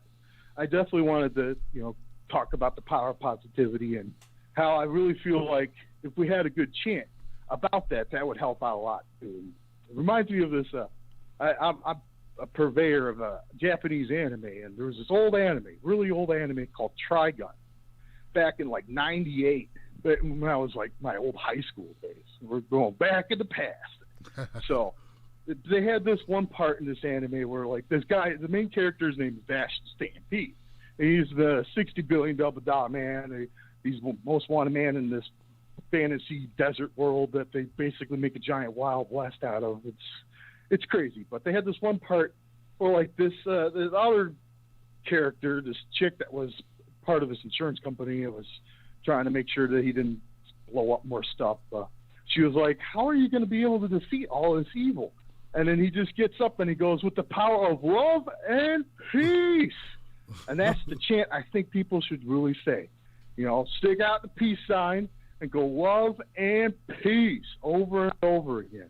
And I feel like that power of positivity coming out of saying all these positive feelings and having these positive expressions, that's what's going to win us this proverbial war, this ideological war that we have right now in our country. Are we going to continue having this neo-slavery prison labor system where HP literally uses prison labor to run their call centers, or, the state of Louisiana decides suddenly prison labor can be used to pick up garbage? So are we going to continue using that system, or are we going to go on to the new generation, the new way, 21st century policing system and overall economy that our country needs to have in order to get rid of? Well, we're never going to get rid of what I call the original scar of America, but I feel like all this positivity will really give us the change from the outside, because that's the only way this is going to happen, is if we constantly pressure from the outside, just like they were trying to in the 60s, So I really do appreciate everybody's help out there. Everybody's doing their little parts, and it's really awesome to see it all come together. So keep up the power of positivity. I know you kind of been upset today, but I feel the positivity through your expression, Tim Black, and I always appreciate it. And you know what? I'm sure Demi's door will open up for you sooner or later. All right, I'm going to get going. All right, brother. Well, thank you for the phone call, man. I appreciate the kind words as well. And yeah, I do feel like positivity is something to say about positivity. I'm angry though. Oh, I'm angry, man. I'm ready to fight. I'm ready to fight, my brother. I sat through a good portion of George Floyd's funeral service. I sat through a good portion of Mr. Floyd's funeral service And all I felt was anger. Anger that we have people capitalizing off this man's murder. We know the people that I'm talking about, and it's so despicable. You know, there was a time when I did this video content, my brother, and I didn't know my voice was loud. I just thought, hey, I've got a video. I do video shows, and it's no big deal. But then I realized early on that when you put out content, when you talk about people, people hear it. How could you go on a platform and smear a victim of police brutality? It takes a special type of scum. And then to capitalize off of that monetarily, that takes a certain type of scumbag to do something like that. This is a horrible individual, a despicable individual to do such treachery to a fellow man.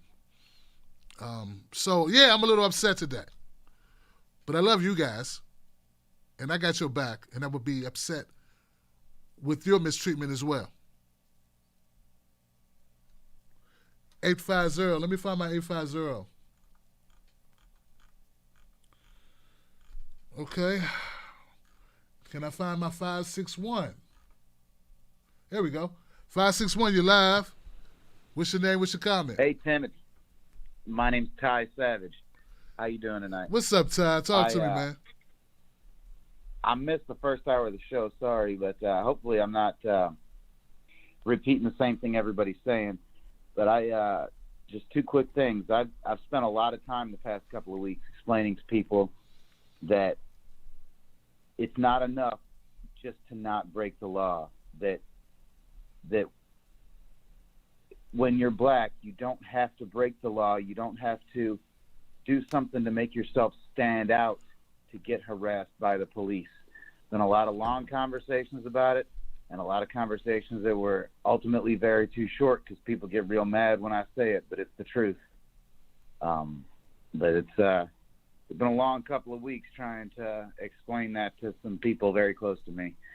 And then the last thing I got is I went out to the protest again on Saturday, and when I first got there, it seemed to be that whoever did organize the protest either wasn't interested in, leading the people or just wasn't there. I'm not sure what happened. That there were some people there that kind of picked up the torch and started talking to the crowd and got the crowd involved, said, this is your time. If you want, come up here and speak. So I went up there and I marched to the front of everybody and in front of hundreds of people. Wow. I spoke to all of them, and I spoke to them about how we need all complaints against all police public, and I went hard at them, and it was a really cool thing. So I don't think I ever would have had the balls to do that if I hadn't had practice calling up this show and talking about politics, and speaking my mind and figuring out how to articulate some things. So just, thank you for being here. And anybody that's going out there, say your piece. It's okay to be angry. We should be angry. I understand that guy's sentiment about love and peace, and, I'm not advocating for anything else. But we got to stay angry, and we have to make sure to say things that keep people focused on why we're angry and the just anger. And, I don't know if anybody's biblical, but Jesus flipped over the tables in the church because he saw that they were doing wrong things. So anger is not a crime. Be careful when you get angry because you know what being an angry black man looks like to all those people wearing badges. But stay angry, stay focused. Let's not let this fizzle out. I'm going to be back out there on Saturday if I can find somewhere to go.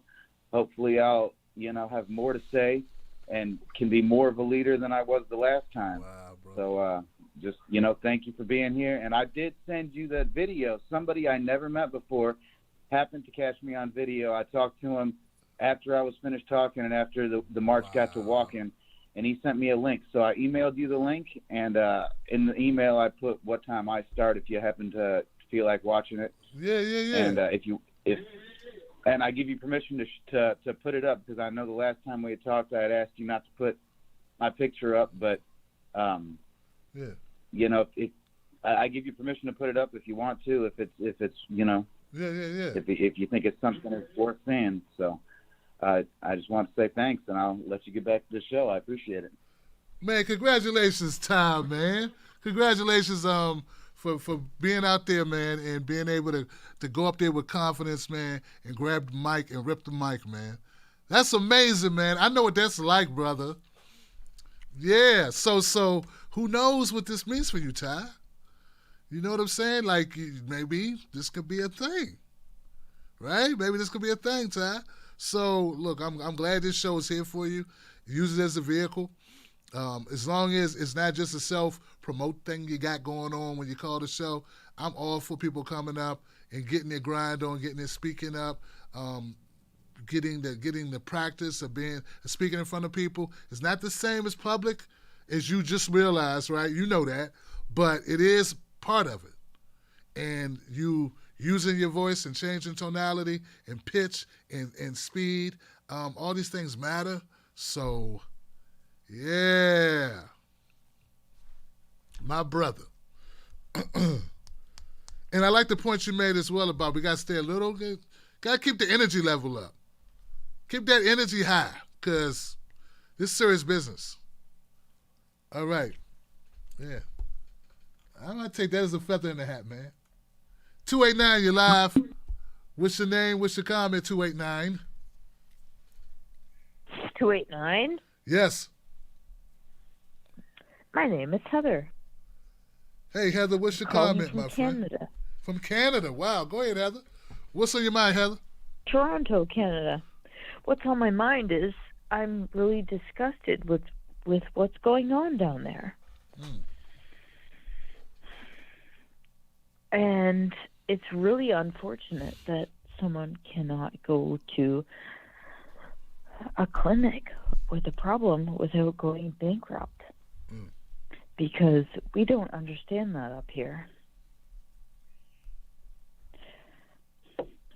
You here with me, Tim? Yeah, go, yeah, yes. We're here, we're listening. Well, again, my name is Heather, and in Canada, we can go to the doctor without worrying about how we're going to put food on the table or how to pay our mortgage. Cancer treatment. So it's very confusing for us how things work down there. And I'd ask you to explain it to me, but, you know, your president makes it even more confusing. But, you know, we're up here, and I'm not even religious, but we're praying for you. Universal health care started in the UK in the 1940s. Wow. Yeah. I don't even need to think about it if I need to go to the doctor. And I'm so sad for all of the people down there who can't go to the doctor for free. And I appreciate you taking my call. Well, thank you, Heather. Look, I'm sorry I don't have much more to say. This is your time to say what you want to say. It can be as brief or up to 4 minutes or so, for as long as some people need that amount of time really to get it all out of them, whatever they're thinking. But yeah, it's despicable. We care more about corporations, Heather. We care more about corporations and greasing our palms from the kickbacks and the help with our campaigns, our political campaigns and special interest groups that donate to our campaigns, and that's why. That's just it. We're a bunch of greedy bastards in this country. And the average working person, the average person, a citizen, doesn't have any control over their freaking government. So we get led around by our noses, and then we get manipulated by a lying bullshit media that tells us that this is the best country in the world. And they just keep lying to us. It's a vicious cycle. Then we attack one another because we're unhappy with our lives. We beat up on each other for things like skin color, orientation, gender, religion, ethnicity. That's what's going on down here, Heather. With all due respect, stay up there, Heather. Stay up there. All right. 602, what'd you do? There you go. Hey, 602, you're live. What's your name? What's your comment?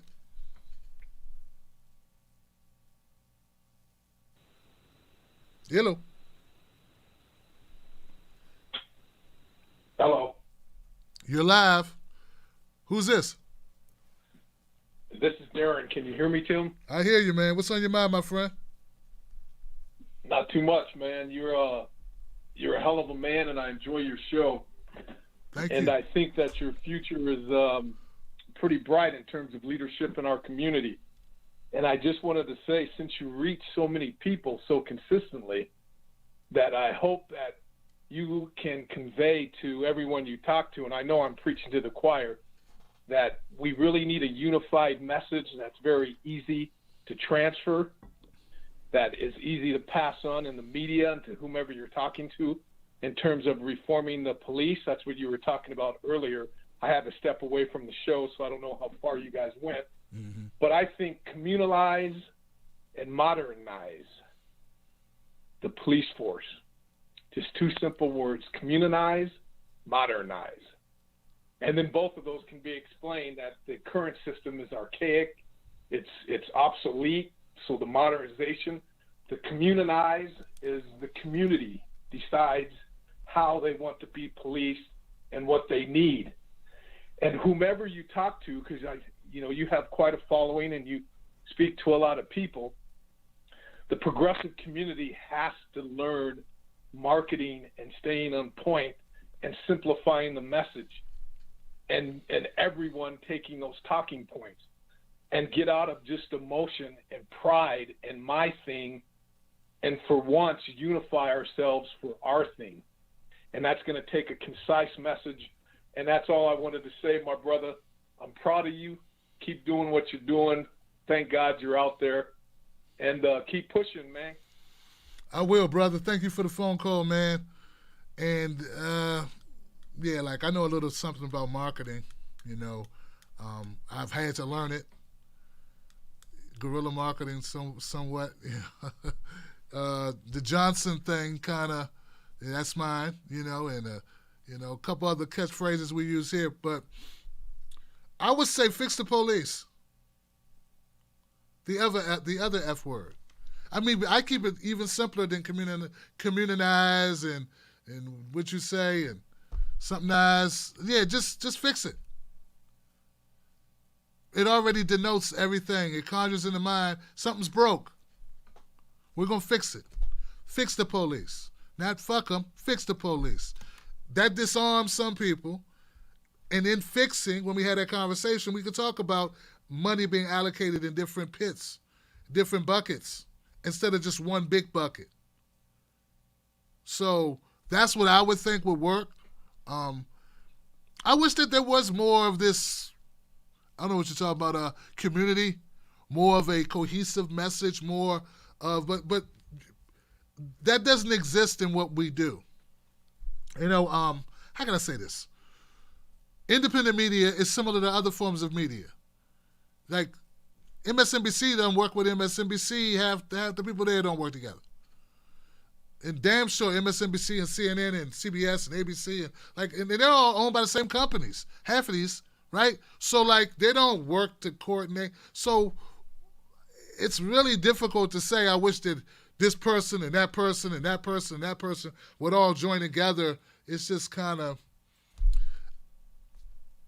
it's just very difficult. And I've been doing this for years, and I'm just saying this is what I've seen. And I'm not talking bad about anyone. I'm just saying people from different parts of the country with different experiences, some people with no kids, some people that are just turning over 8. Some people not even 18 yet. Some people not even 21 yet. Some people old like me with kids, married. Some people who never been married. We got all types of walks of life, from atheists to Christians to, there's all types of people with all different ideologies and all different points of view. So, not that easy, but this channel, we talk about social issues. We don't just talk politics. I think some of these other channels, they do it, they do it because, like, I don't even know if this is their natural thing, It's a natural thing for me. So I'll just leave it there, man. We all, right, I think we have to lead. Leaders lead, and I think, I consider myself one of the leaders, and I will continue to do my best to lead to the best of my ability. And fortunately enough for me, I have a great community that I try to represent for, and that influences me, and I influence them, and we build off each other. So that's what I love about what we do here. And let's keep it going. Let's just keep it going, guys. Everybody's got their own way of trying to do their part,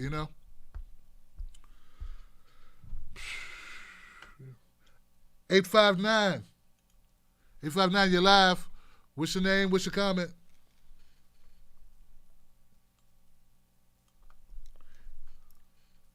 $859.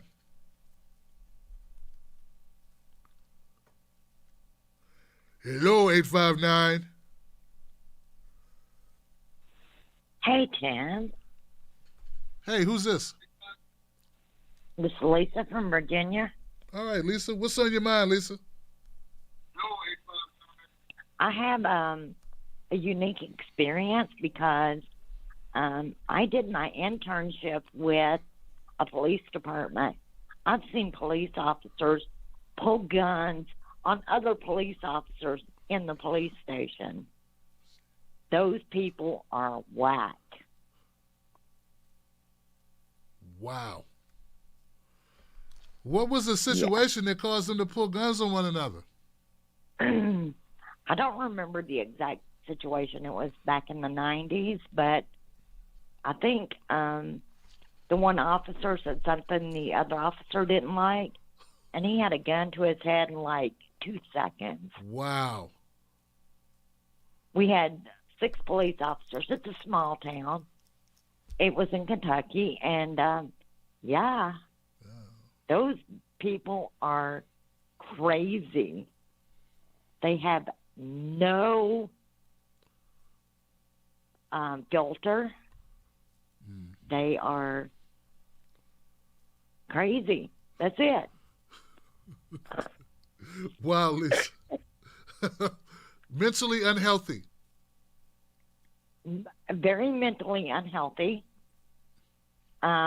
And on the other point of mental health, I don't think that social workers should be like in police departments. I think Title IV funding has made it way too easy for social workers or states to balance their budgets from taking children from parents that don't deserve to have their children taken. So there's a lot in there, and you can check it out. It's Title IV funding, initiated by Hillary Clinton. And the only condition must be that the states have to take more children than they did the year before to get even more funding. Yep. So yep. That's something you can check into. But, some police officers are just nuts. Sorry. Some are good because there is an officer in North Little Rock, Arkansas, that I follow on Facebook. His name is Officer Tommy Norman, and he's amazing, and it's called community policing. My degree is in criminal justice. I applied to the police department. I have a degree. And I didn't get the job, but some pig farmer child got the job, and he was crazy too. But anyhow, I'm not in police. I'm not in the police field. I have the degree. I have the social services background, all that. They don't want that. And that's all I'm really going to say. And you're doing an amazing job. Thanks. Thank you, Lisa, for calling up and sharing your experience. Wow. Lisa said some police are wackos. Wacky. And a lot of us got issues, you know. I don't mean that to disparage people with mental health issues. A lot of us have mental health issues. But do you have a gun? And are you able to shoot people with it and not be charged, held accountable for it? So, you know, like I know a lot of people who take medication. I'm not trying to stigmatize that at all. But you are accountable for what you do, right? Well, we want police officers to be accountable for what they do as well. I think what happens is there is a certain type of psychosis where you're so used to not having to follow rules and you're above the law. And that creates its own set of mental health issues. Right? Thank you, Lisa. Wow. 704, you're live. What's your name? What's your comment? Hello. Hey, how you doing? Good. How are you? Good. My name is Eric. I'm calling from Charlotte, North Carolina. Eric, why do you sound so far away from the phone, Eric? Okay, I was listening to your program. You're gonna laugh at this. I just got out the shower. I was listening to it while I was in the shower. I said, hopefully you don't get me while I'm in the shower, and you did. You know how I do. Well, we got to hear you, Eric. That's all, man. I ain't trying to interrupt you, bro, but we got to hear you, man, because you're going to make a good point. So go ahead, brother. I was listening to you in your commentary about police, and me going to both public and private schools where, schools of diversity. I think one of the things when you talked about communities that benefit from locking up certain people, they would not exist. And if we go back and study the history of the police, I think a lot of times people need to understand how and where the police came from. And one of the things I'll say is Dr. Frances Cress Westling wrote a beautiful book called The ISIS Papers. And in that book, she details how in the beginning, prisons were called penal colonies. And from them, they went to penitentiaries and the prison systems. Now, your man that's running for president, what a lot of people don't know is that Bill Clinton was sponsored by private prison back when he ran for presidency.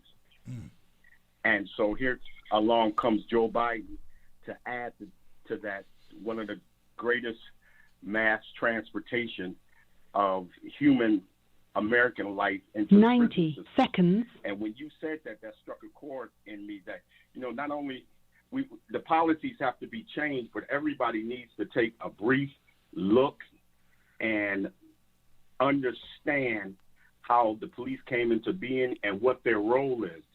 And the reason I said diversity, we have to do it on all sides because, the gentleman caller that called, I believe it was 2 callers ago, where he told you he when 60 seconds. A lot of people remain silent and they say nothing. A lot of people, like it bothered me that your Democratic Party leaders took knees for photo ops, and that's disturbing. Legislation has to be created. And I've listened to some various programs and where people say, well, if an officer, a person in their custody loses their life, hit the police pension funds. That'll stop.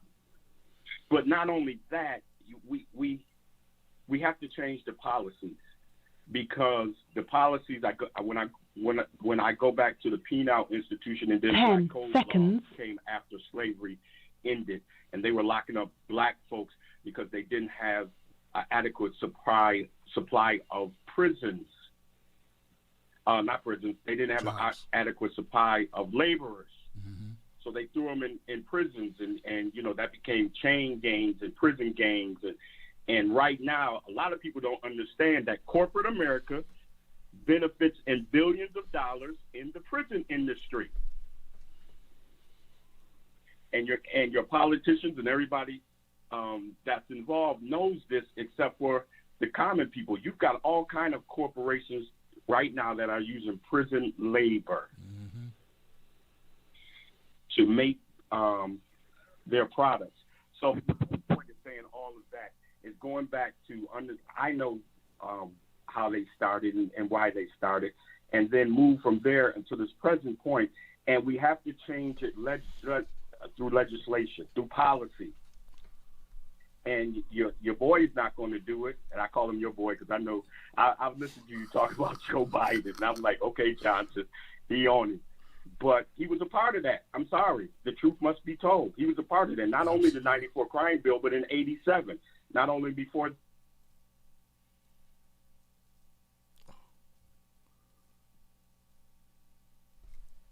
And life has a photo op to keep certain people on the plantation, but we refuse to be on the plantation, man. So that's all I had to say. You struck a chord with me. You were absolutely correct about the communities. There are communities that benefit from people going to prison. And if Mr. Floyd had lost his life and something would have happened, he would have been one of those statistics that would have wound up in the prison system. So that's all I wanted to say. I appreciate your show, man. You keep doing what you're doing, and I'm gonna continue to listen to you. It's late here in Charlotte, but I had to stay on and because I enjoyed the conversation and I enjoyed your input. Well, thank you, Eric, man, for that great input as well, my brother. And yeah, I'm glad you got out and you spoke truth to power, man. And you're absolutely right to remind us all about the origination of police. You're right, and that's probably something I should have spent a little bit more time on, the slave trade aspect of it. I mean, that's what it was for. It was here to protect wealthy slave masters. The end. And they're still doing that. The end. Why do you think you see them out there in force, protect the target? You saw them out there in force. Everybody, Eric saw it, I saw it, we all saw it. Oh my God. Target's on fire. Negroes can burn all day and they'll just roast marshmallows. Won't miss a moment of sleep. Oh, I saw them guarding the T-Mobile shop. You would have thought it was, I don't know, you'd have thought it was police union, where they were protecting the T-Mobile shop. Or they made sure you rabble rousers didn't go down to the nice section of town, didn't they? Made sure of that. That's where the money comes from for the donations to the police union. But yeah, Eric's absolutely right, man. And yeah, good point, man. Maybe I should do another segment that focuses on that from a different aspect of it. Because you're right. You got to remember that people don't really know. People don't really. What is it? Slavery by another name. The 13th Amendment. The 13th. There's all types of ways you can get this information. Of course, everyone knows Michelle Alexander's book on mass incarceration. But they're documentaries that you can watch to give you the same info. Anyway, I'm going to keep it moving, Eric. Thank you, my brother. I appreciate you. And look, I feel so comfortable with him saying my boy Biden because he knows, and I know I've done my job of coming after Joe Biden. Can nobody on planet Earth who ever heard me ever accuse me of not understanding Joe Biden's treacherous record. I've been documented. I've gone in. There is nowhere else to go. Now, he's doing some new stuff, but yeah. So I feel real comfortable, and it's great to be in a place where you can joke about that, and I ain't even gonna trip, Eric, because I know you know the real deal. I know I've made sure that where my position is on Joe Biden is so transparent, everyone can see it, and there can be no denying my opinion of Joe Biden. And that's before he became nominee. So, I'm going to go next call, guys. Last call was 704. Let's go with 727. 727, you're live. What's your name? What's your comment? My name is Shane, and well, I'm from the Tampa Bay area, so in Florida, and something just kind of came up recently that reminded me how not only are cops like just pain in the ass a lot of times, but they're lazy. They're very lazy, and this is something for anybody who's out there a little bit or whatever, or newly working maybe at a hotel or property management or anything like that. Well, when we have a slower time, the cops tend to go through hotels, like parking lots, and run license plates. And if they find, it could be out of state, it could be anywhere, if they find somebody who has a warrant attached to that plate, then they come into the office asking all kinds of questions. And, you know, they may go and knock on the door. Not too many people are stupid enough to answer the door at that point, you know. And then they'll come back to the office, and they will ask us to work with the police to give a trespass to the person there, right? So it's a way into the hotel without having a warrant. It's a way into the room without a warrant by using somebody who is probably not very mindful of the law at the front desk. And in some of these situations, you know, it requires that person, also the front desk person, to go and open that door. So, you know, at one point they had done this to me, and I had 15 people there and a dog, and they were all worried about a gun being on the other side of the door, and they threatened to put me in jail for obstructing the law because I didn't want to open the door and I didn't feel comfortable doing so. And as they were, you know, wrapping everything up and leaving, this is about 3 years ago, the supervisor came in and said, "That's your car out there. Be scared to travel at night. I'm watching you." Thankfully, I got a different car pretty quickly after that because the lease was up on that car. But, you know, these are threats they're making to somebody, you know. Some of you guys probably look at it and say, there's the white Karen, right? You know, it's like, they don't care down here. They really don't. If they want something, they pretty brutal, whoever it is. And so yesterday they did that again. They came through. They saw somebody had like a warrant for like a traffic ticket, right? I mean, these are simple, small things. And they're like, well, you know, a lot of the places work with us, and you know, we can do the trespassing. And I was like, no, go get your warrant. I'm not doing that. I'm not helping you guys out anymore. So just a lot of people don't know their own rights. They don't know what the police can do. They come in with very authoritative voices. And at some point, we all have to kind of start learning our rights and what we should be sticking up for, because there's no reason to have a worse incident occur. Yep. Because they're there and they will, like I said, they're a lot of times lazy. It takes a lot more to wake up a judge at midnight to get the warrant, to get into the room, and then hope the person hasn't left, you know? So, and all over a traffic type of a warrant. And I mean, we're not talking about like a dangerous criminal here. So it's one of those things where I think us as citizens need to learn our rights and the rights of what we can do or how helpful we have to be, and that we shouldn't be intimidated into doing things that we don't feel comfortable doing. Because again, like, I'm not the police. I don't have a shield. I don't have anything. I don't have a weapon. I shouldn't be being asked to open up somebody's door if there's a criminal on the other side and they're trying to get into it without having a warrant themselves. And I mean, that's just like one case of it, but you know, there's lots of these little things that because they bark orders and they have guns, quite a few people feel intimidated, or even over helpfully give information out. You know, like, oh, you know, blah blah blah blah blah. They get nervous and they talk too much. So I think less is more in these circumstances, and we should know more about our own rights as citizens to not have to comply to certain things or to, you know, stand our guard or our ground on our own rights as citizens, not to have to be so helpful. But that's about Absolutely. it. And great show, thoughtful callers, and Yeah. thanks for listening. Well, you were one of those thoughtful callers, Shane, and I appreciate you. And you know what? That's a good point.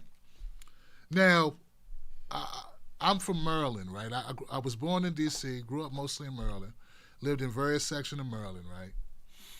I lived in this one area that was, you know, kind of suspect, you know. Things happen in this area. But, you know, hey, that's where the money said I need to be. So, I lived in an apartment, okay? And above me were some like, at the time I was thinking my late 20s, I think. And I'm there, I'm married, kids, whole thing, right? And above me was some younger guys, couple brothers lived above us, and they party, they do stuff. And they'd be loud, you know, and you know, all hours of the night.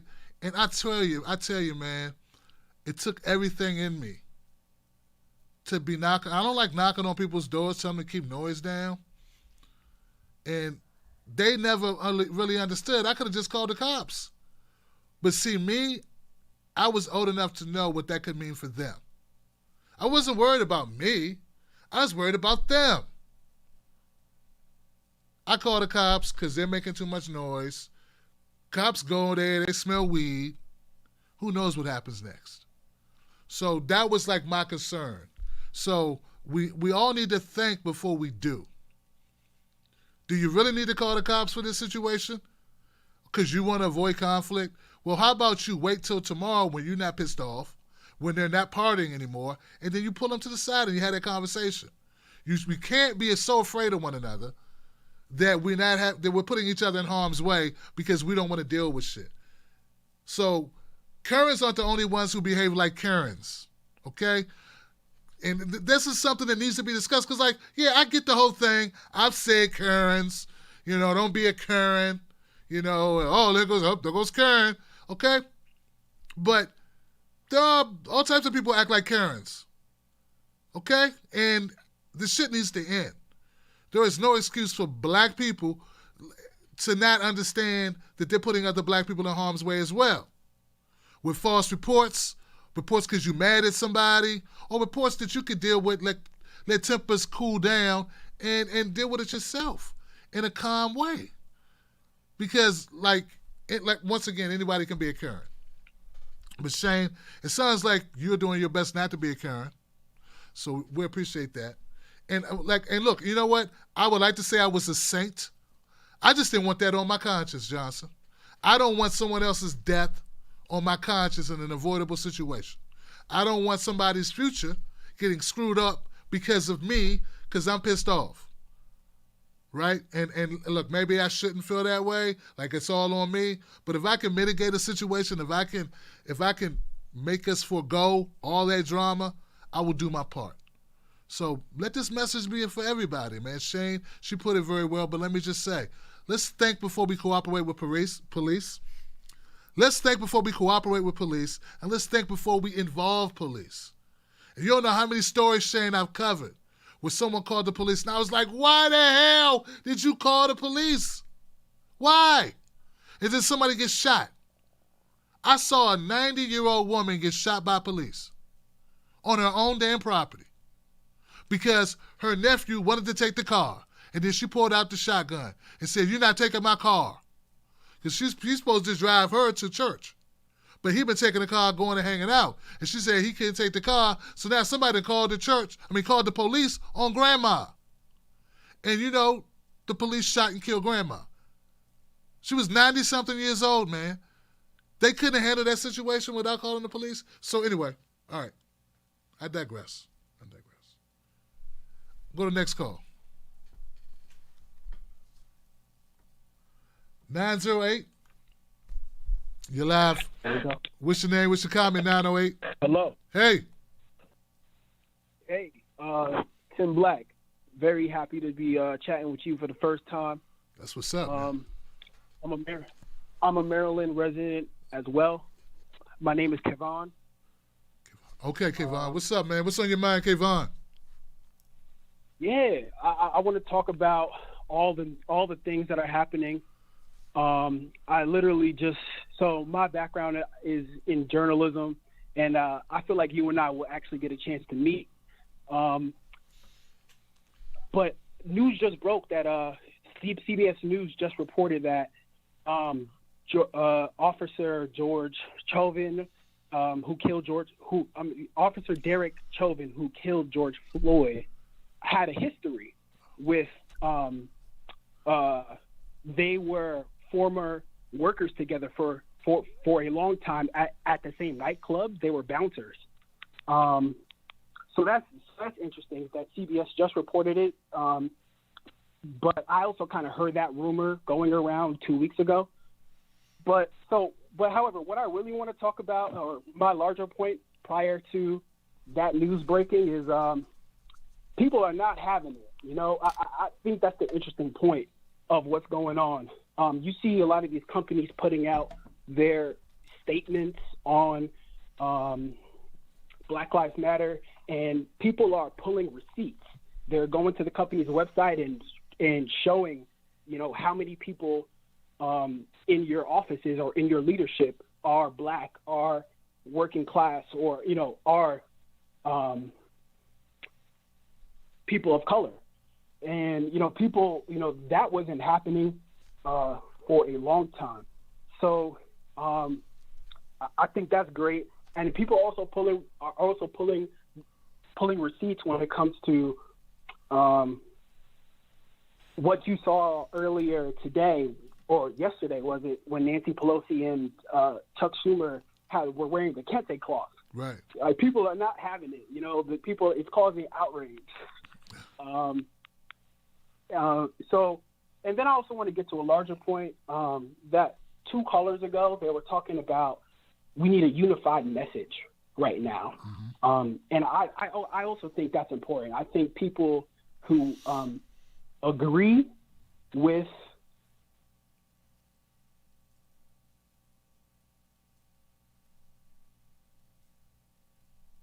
word like defund or abolish the police, like those are the kind of the terms that have emerged out of what people are asking for. And those are like, objectively speaking, like negative terms, like, right, it causes shock and it's a powerful statement, and that's a good thing, but it's not liberal. It's not like positive language or like liberal, like the bigger point is like liberatory language.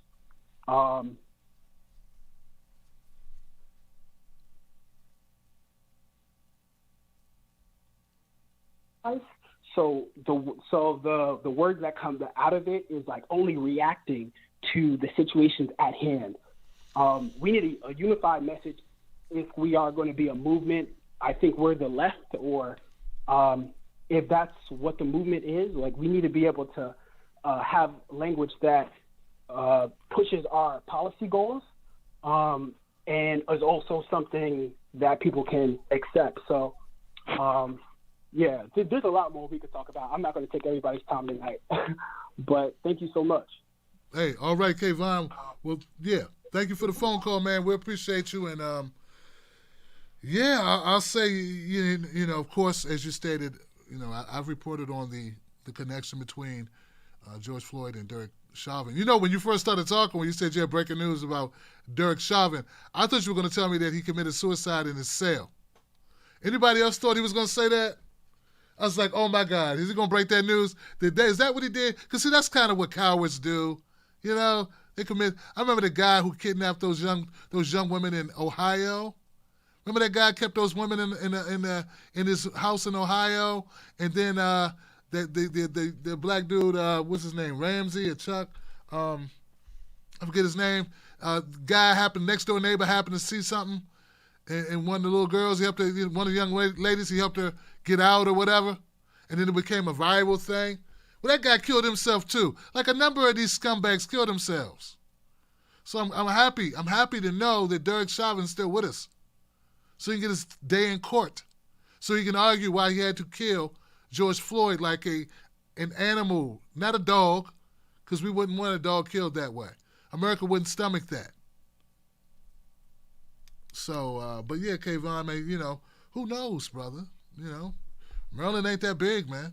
It's not that huge a place. We probably will run into each other if we're not in an event or when I do some public stuff. I'll just let you know. Join the Wolfpack, man, and join my VIP list, and I'll text you as part of the group when we do stuff out in the field here locally. Text the word cornbread to code 21,000. That's cornbread to the code 21,000. And good luck, man, on what you're doing. I wish you the best. 251. You're live. What's your name? What's your comment, 251?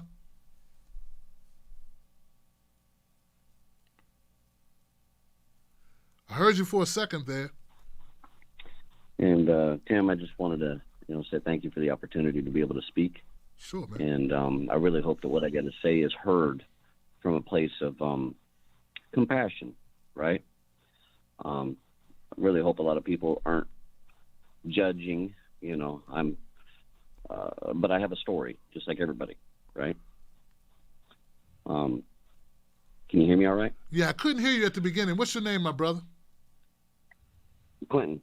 Clinton. Okay, Clinton. Well, sure, man. Go right ahead with your story, man. We're open-minded. We'll listen. All right. So I'm over 40, right? And my family's Irish, and we came over as indentured servants. We were brought over during the early 1800s.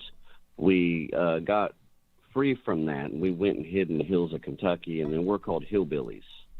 Along comes the Civil War, and we fight on the side of the North, and we fight against the South, and I got family that died fighting for the North. And to end that portion of history.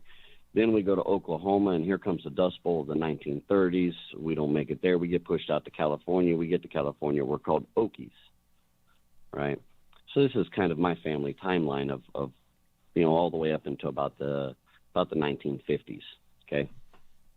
For the last 5 years, I've been in the California college system now, and every class I sit in, every single subject I sit in, it's so identity politic, politicized, and it's all about white privilege, and it's all about being guilty because you're white, and it's all about what you owe the black communities and everything. And what it does, the rhetoric is, it does not allow for an open-minded discussion. It's like a form of indoctrination. The students, I watch them. 5 years I've been watching this, and I could tell you stories about some of the behavior of the professors. And professors are given a platform of trust, and the students that are 20 years old are looking at them, and they're eating every word that they say, and they're not able to counter anything that's being said because they don't know no better. They don't have history. They don't know what it was like in the 80s or 70s. From personal experience, they can't counter much of what's being told to them. Okay, so hold on a second, Clinton. So you counter it for them. Counter it for them. I tried. What's your example of what they would say about the 80s that would be inaccurate? So one example is instructors would talk about like our history books being filled with racial bias. And one example one instructor used was that the history books were racially biased when it comes to Thomas Edison, the inventor of the light bulb, right? And they say, well, Edison is given credit for invention of the light bulb, but it was on the 1,000th experiment, and it was a black assistant that he had working for him that came up with the key ingredient that made it work. But the history books never give him credit. They only give Edison credit. So I asked the instructor a question. I said, okay, Edison owns a company, and he's got all of his money and all of his equity and everything is on the line, and he has how many employees? And The instructor says, well, he's got 6 employees. And I said, okay, well, so this black assistant that he had, he was his number 2 man, right? And they said, yeah. And I said, okay, well, so he had other employees that were of other races, right? And yeah. And I said, okay, so a black man was his number 2. So it doesn't look like he was racially biased within his organization, right? Okay, I get where you're now, going, Clinton, man. We get your point, brother. So you called up to say that you're calling up to say that white people are aggrieved. So what I'm trying to say, though, really what I'm trying to get at is that there are injustices that happen all the way around. Oh God. And when everything is being pushed from all the way bias, around. Are you serious, dog? All the way around. That's what's happening. Hold on a second. So that's why you started talking about indentured servitude as if I guess that was supposed to strike a chord with me, like on par with slavery, like chattel slavery. Hello. Yeah, you listening? So I'm getting that's the reason why you started off this long diatribe, this dry ass conversation, this horrible call that you're making my people sit through. You started off with servitude, indentured servitude, as if that's supposed to be equatable to chattel slavery. You do know that chattel slavery, you were like a footstool. In fact, horses were worth more than black people. We're disposable. You do know this. You know, you do realize why would you even start there? And then you talked about the history of your family. At least you can know the history of your family, Clinton. But let's not do the who's worse off Olympics. Let's go to right now.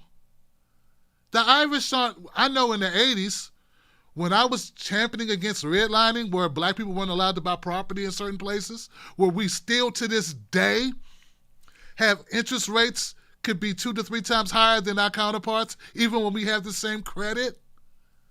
Brother, come on, man. Look, man, I don't want to have to go through the litany of bullshit that black people have put up with in this country. But I do take offense to the fact that you don't want to acknowledge it. Look, I'm not asking you to acknowledge it for me. Acknowledge it for yourself. Accept reality. You know, I don't know what a professor's teaching kids, but also, dude, for you to pretend that there aren't a lot of patents that were taken from black folks back in the day, like in the time when black people didn't have rights in this country virtually, that they weren't exploited. Isn't that the argument you make now for why you don't want immigrants here who are undocumented? Because they get exploited? Now you mean to tell me that white folks didn't exploit their property? Come on, dude, like you're not making much sense here. I'm not understanding it. We were treated as 3/5 of a man, but you don't accept the premise that black people weren't treated equally? You know they weren't. And don't act like they were treated the same as a white worker. It's not true, man. At least not by and large. I would love to give you time to talk about shit we don't want to hear, but we're not going to. You've taken up enough of our time. Very disingenuous fucking phone call, man. Probably one of the worst calls I've had in like a couple months. And that's saying a lot, because a lot of people call this show. Congratulations, Clinton. Your last name fits you. Fuckhead. All right. What a dickhead, man. I ain't the one. Cliff. 843. 843, you are the one. You're live. What's your name? What's your comment?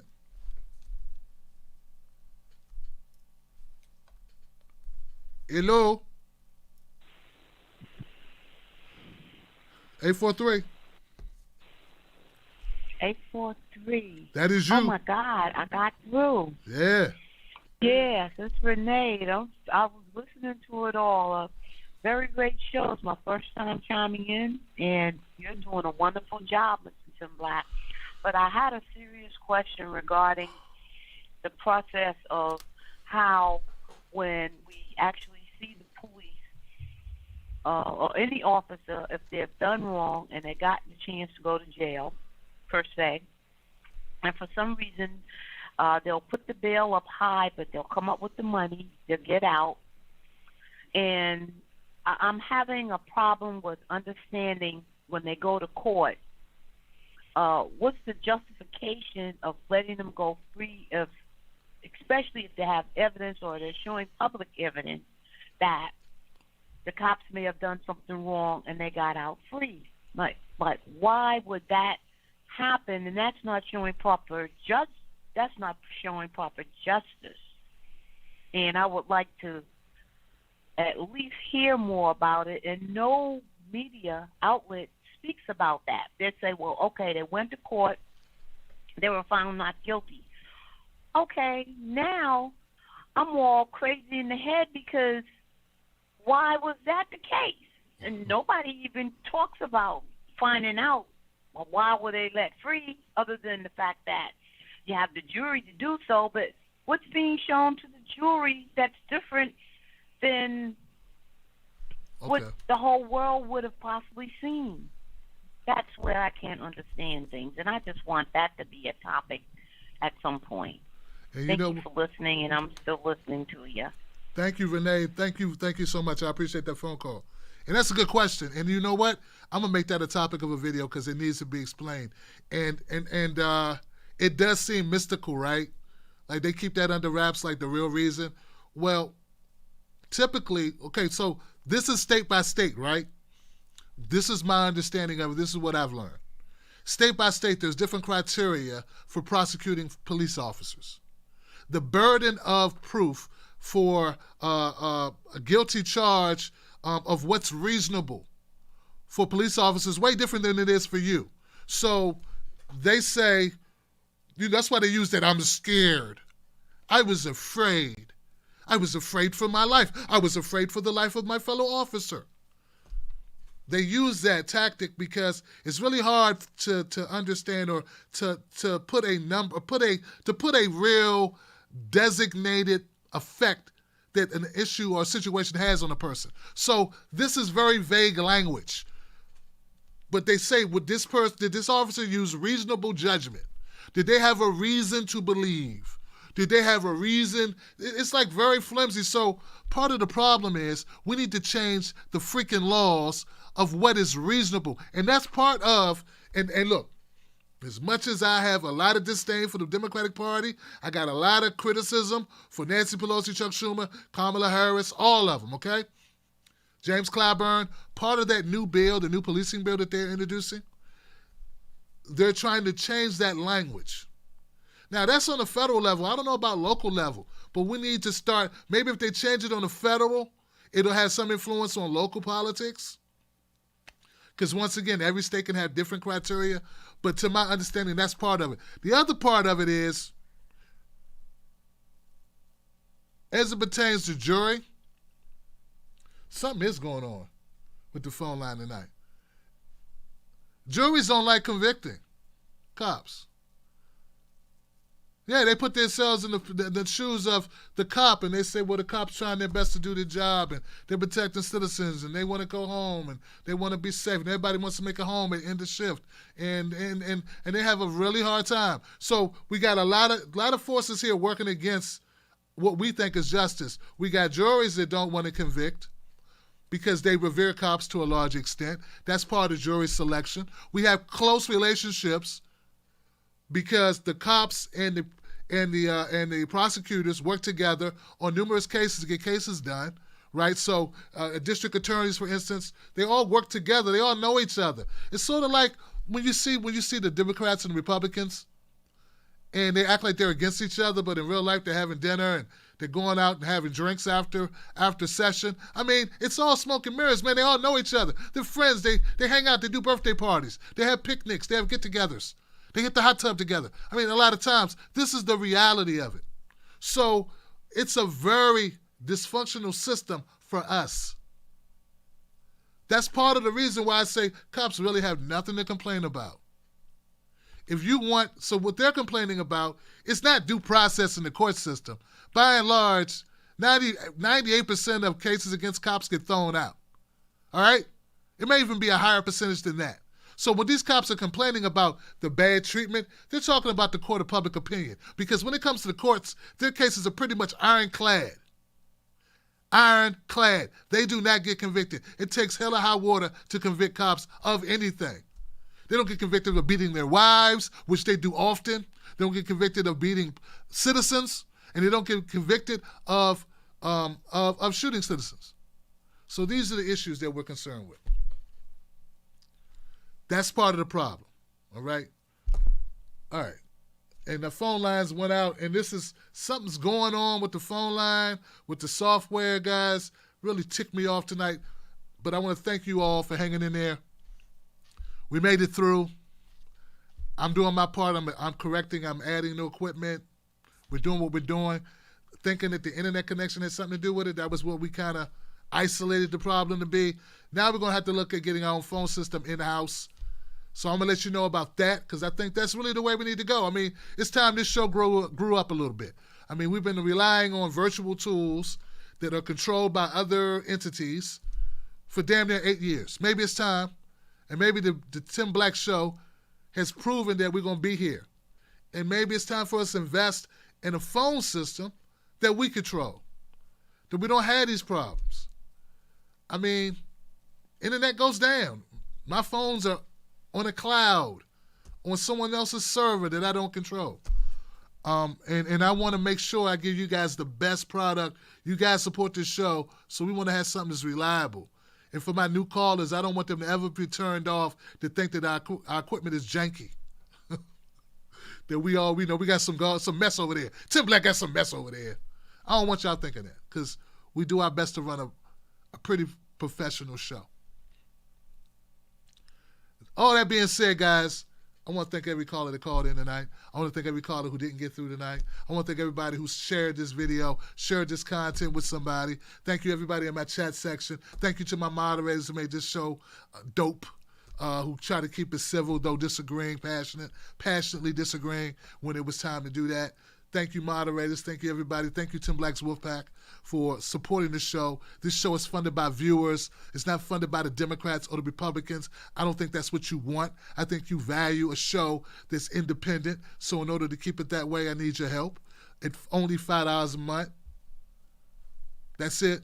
One nice cup of coffee for your brother Tim Black, for the show, for the community, a month, at bare minimum, helps keep the show going. That's it. Now I'm going to go to Super Chat and answer and read comments from people who contributed to the show. Don't want to hard sell too much, but I do want to let people know what we're trying to do. Ebony Washington's a new member of the Wolfpack. Welcome to the Wolfpack, Ebony. Gilberto Portela de Rosa. Gilberto. Gualberto. They painted the BLM street mural here in Charlotte. Just like in D.C., check it out. Love the show and much love from North Carolina. FTP, and that guy's an angry gnome. Yeah. Thank you. Sheldon Hughes, these cops are disgusting. Yes, they are. Scott Sykes, JB, thank you for contributing to the show. Mark Keister, any election results in yet from tonight's primaries? And I too ask for justice for police. Mark Keiser, I don't know about the last part of that, but Paula Jean Swearengin, she won her Democratic primary, so she's going to go ahead and challenge Shelley Capito. So I'm riding high off that, Ramona Lawson says, police are being asked to be social worker, marital therapist, drug counselor, etc., but the U.S. deploys them as keepers of the system. So violence ensues. Right. And like I said, I think Kamala watched our show, because I was saying how cops shouldn't have all these damn jobs. That's too many damn jobs, Johnson. They're not doing. It's too many. Some of them don't need any job. Don't get me twisted. Some cops don't need any job at all. Okay, working with people. They need to work in a room that's made of concrete and with cell block. They need to be in the jail. Let's not forget that some cops need to be in jail. All right, so let's be clear. Some of these sons, they need to be locked up. But the ones that don't need to be locked up, maybe they don't need to have a gun. Remember Barney Fife? Andy didn't give Barney a gun with bullets in it. There was a reason, Johnson. Barney wasn't mentally equipped or trained to have a gun. He didn't have the temperament to have a gun. That's why Andy had the gun. Come on, white folks. Come on, man. I know some of y'all watch Andy Griffith's show. Come on now, think about it. Why didn't Andy give Barney a gun with bullets? He knew better. We need to learn from Andy. There's your talking point. And that was in Mayberry. Boy, Barney was hell on wheels, wasn't he? Sykes says, I'm not supposed to be worried about being tracked because I'm not doing anything. My skin is my tracking device. True. Roger Meadow says, what the F does the cop mean? That's not us. Who was it then, right? That is you. Y'all did the same thing to Eric Garner. That's not us. And the rest of those cops stood by and let it happen too. That's my point. It's not just Daniel Pantaleo who killed Eric Garner, and by extension killed Erica Garner, but it's all the officers that allowed it to go on and didn't stop shit. And that's what I'm talking about when I'm talking about the culture of policing. Rev Marie in the house. Police departments already have CIT, crisis intervention teams, trained by mental health experts. That shit... We need to put money into these. We need to put more money into these crisis intervention teams. More are needed. Go ahead, Rev Marie. Sam Smith says, I can't underestimate the power of hate in the mind of the stupid Johnson. Don't underestimate stupid, is what Sam says. My spliff ready after a hard day at work. Thanks for another great show, Johnson. Thank you, my friend. Thank you. Rev Marie said, yes, Paula Jean won. You're right. Hey, look, I'm glad. I'm just happy for her. She is fundamentally a very good person, y'all. She really is. And I can say, I don't just say that about people. I'm sparingly with my praise. Because I don't put my name on people like that, okay? I do not put my name. I don't just co-sign people. But Paula is someone that I've dealt with for more than about 5 years now. And she's solid. So we got to get behind her and help her achieve this for the great people of West Virginia. I have friends in West Virginia. They've called this show. The 10 Black Wolfpackers in West Virginia, as well as, many other places. But we got members in West Virginia. And they deserve representation like Paula Swearinger, somebody who's from their state, who ain't forgot where she came from. She is literally a coal miner's daughter. Her daddy died of black lung. She had brothers as well who had illnesses behind the coal mines in West Virginia. She's fighting for working people in West Virginia, y'all. She ain't Joe Manchin. She ain't some slippery bastard out here just trying to grease her pockets. That's not what she's about. I'm so proud of her. I'm so damn proud of her. After this show, I'm gonna get off this mic, and I'm gonna text my congratulations to my sister Paula. Roger Meadow, the last 48 hours, NYS,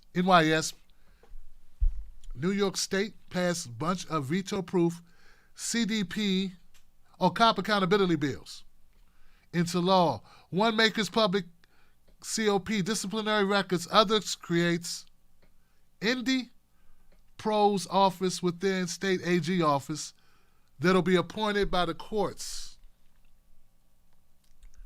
Or independent prosecutor's office within the state attorney general's office that'll be appointed by courts. So this is big. That's really big, Roger. Thank you. Please don't use too many acronyms, man. It's hard enough, man. You know how my eyesight. All right. Ratty Can. Welcome to the Wolfpack, Ratty Can. Femibot. What you say, Femibot? Tell me I'm wrong. The New York Police Union boss is the angry little person in bagel boss.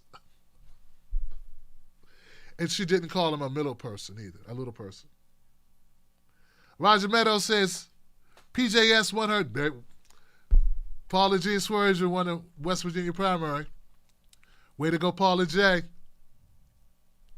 Alex, ever read the Bill of Rights to a cop? It's fun. Princess Queen, what I don't get is how the third world countries police better than us. Because they know they can get repercussions. Third world countries know you can meet their ass outside. Look, or as some would say, cash them outside. Cash me outside.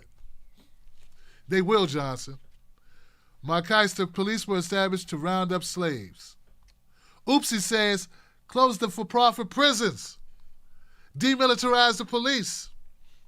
End the drug war. That will go a long way to ending the abuse.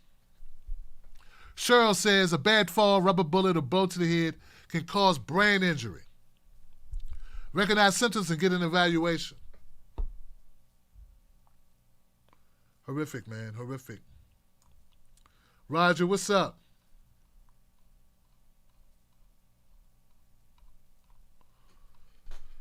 Roger said something else. Yeah, DM'd you a list of reforms we passed in New York State.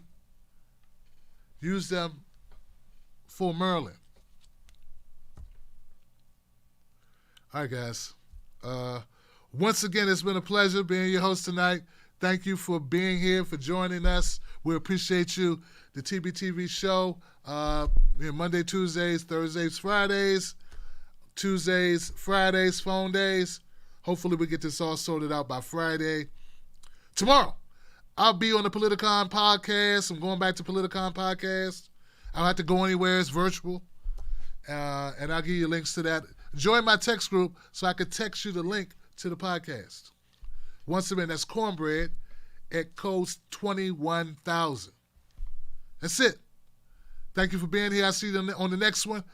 Don't let nobody take your cornbread, and don't argue with these people. Sprinkle some facts on them and get out of there. All right, y'all. Peace.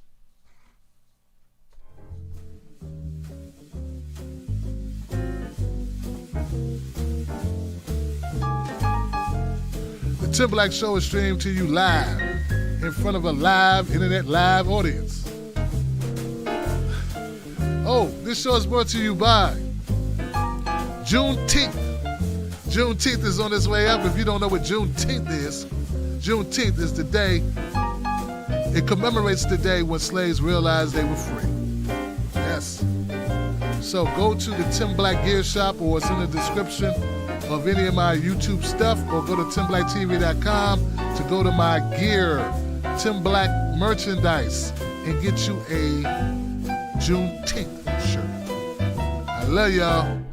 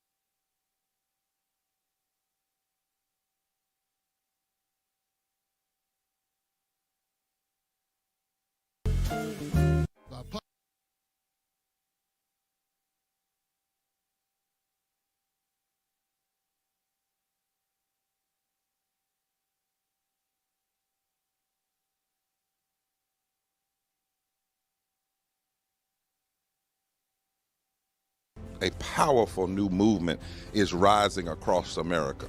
We are the 140 million poor and low-wealth people in this country, and we are building the Poor People's Campaign, a national call for moral revival. On June 20th, we will rise together for the Mass Poor People's Assembly and Moral March on Washington, a digital justice gathering. Our nation is at a historic crossroads. But history teaches us that people from all walks of life must build a broad and deep movement from the bottom up. On June 20th, we will come together to lift the voices and faces of poverty in the midst of pandemic for a massive, historic online gathering that will embolden us, strengthen us, and prepare us to fight for the kind of society we know we so badly need and deserve.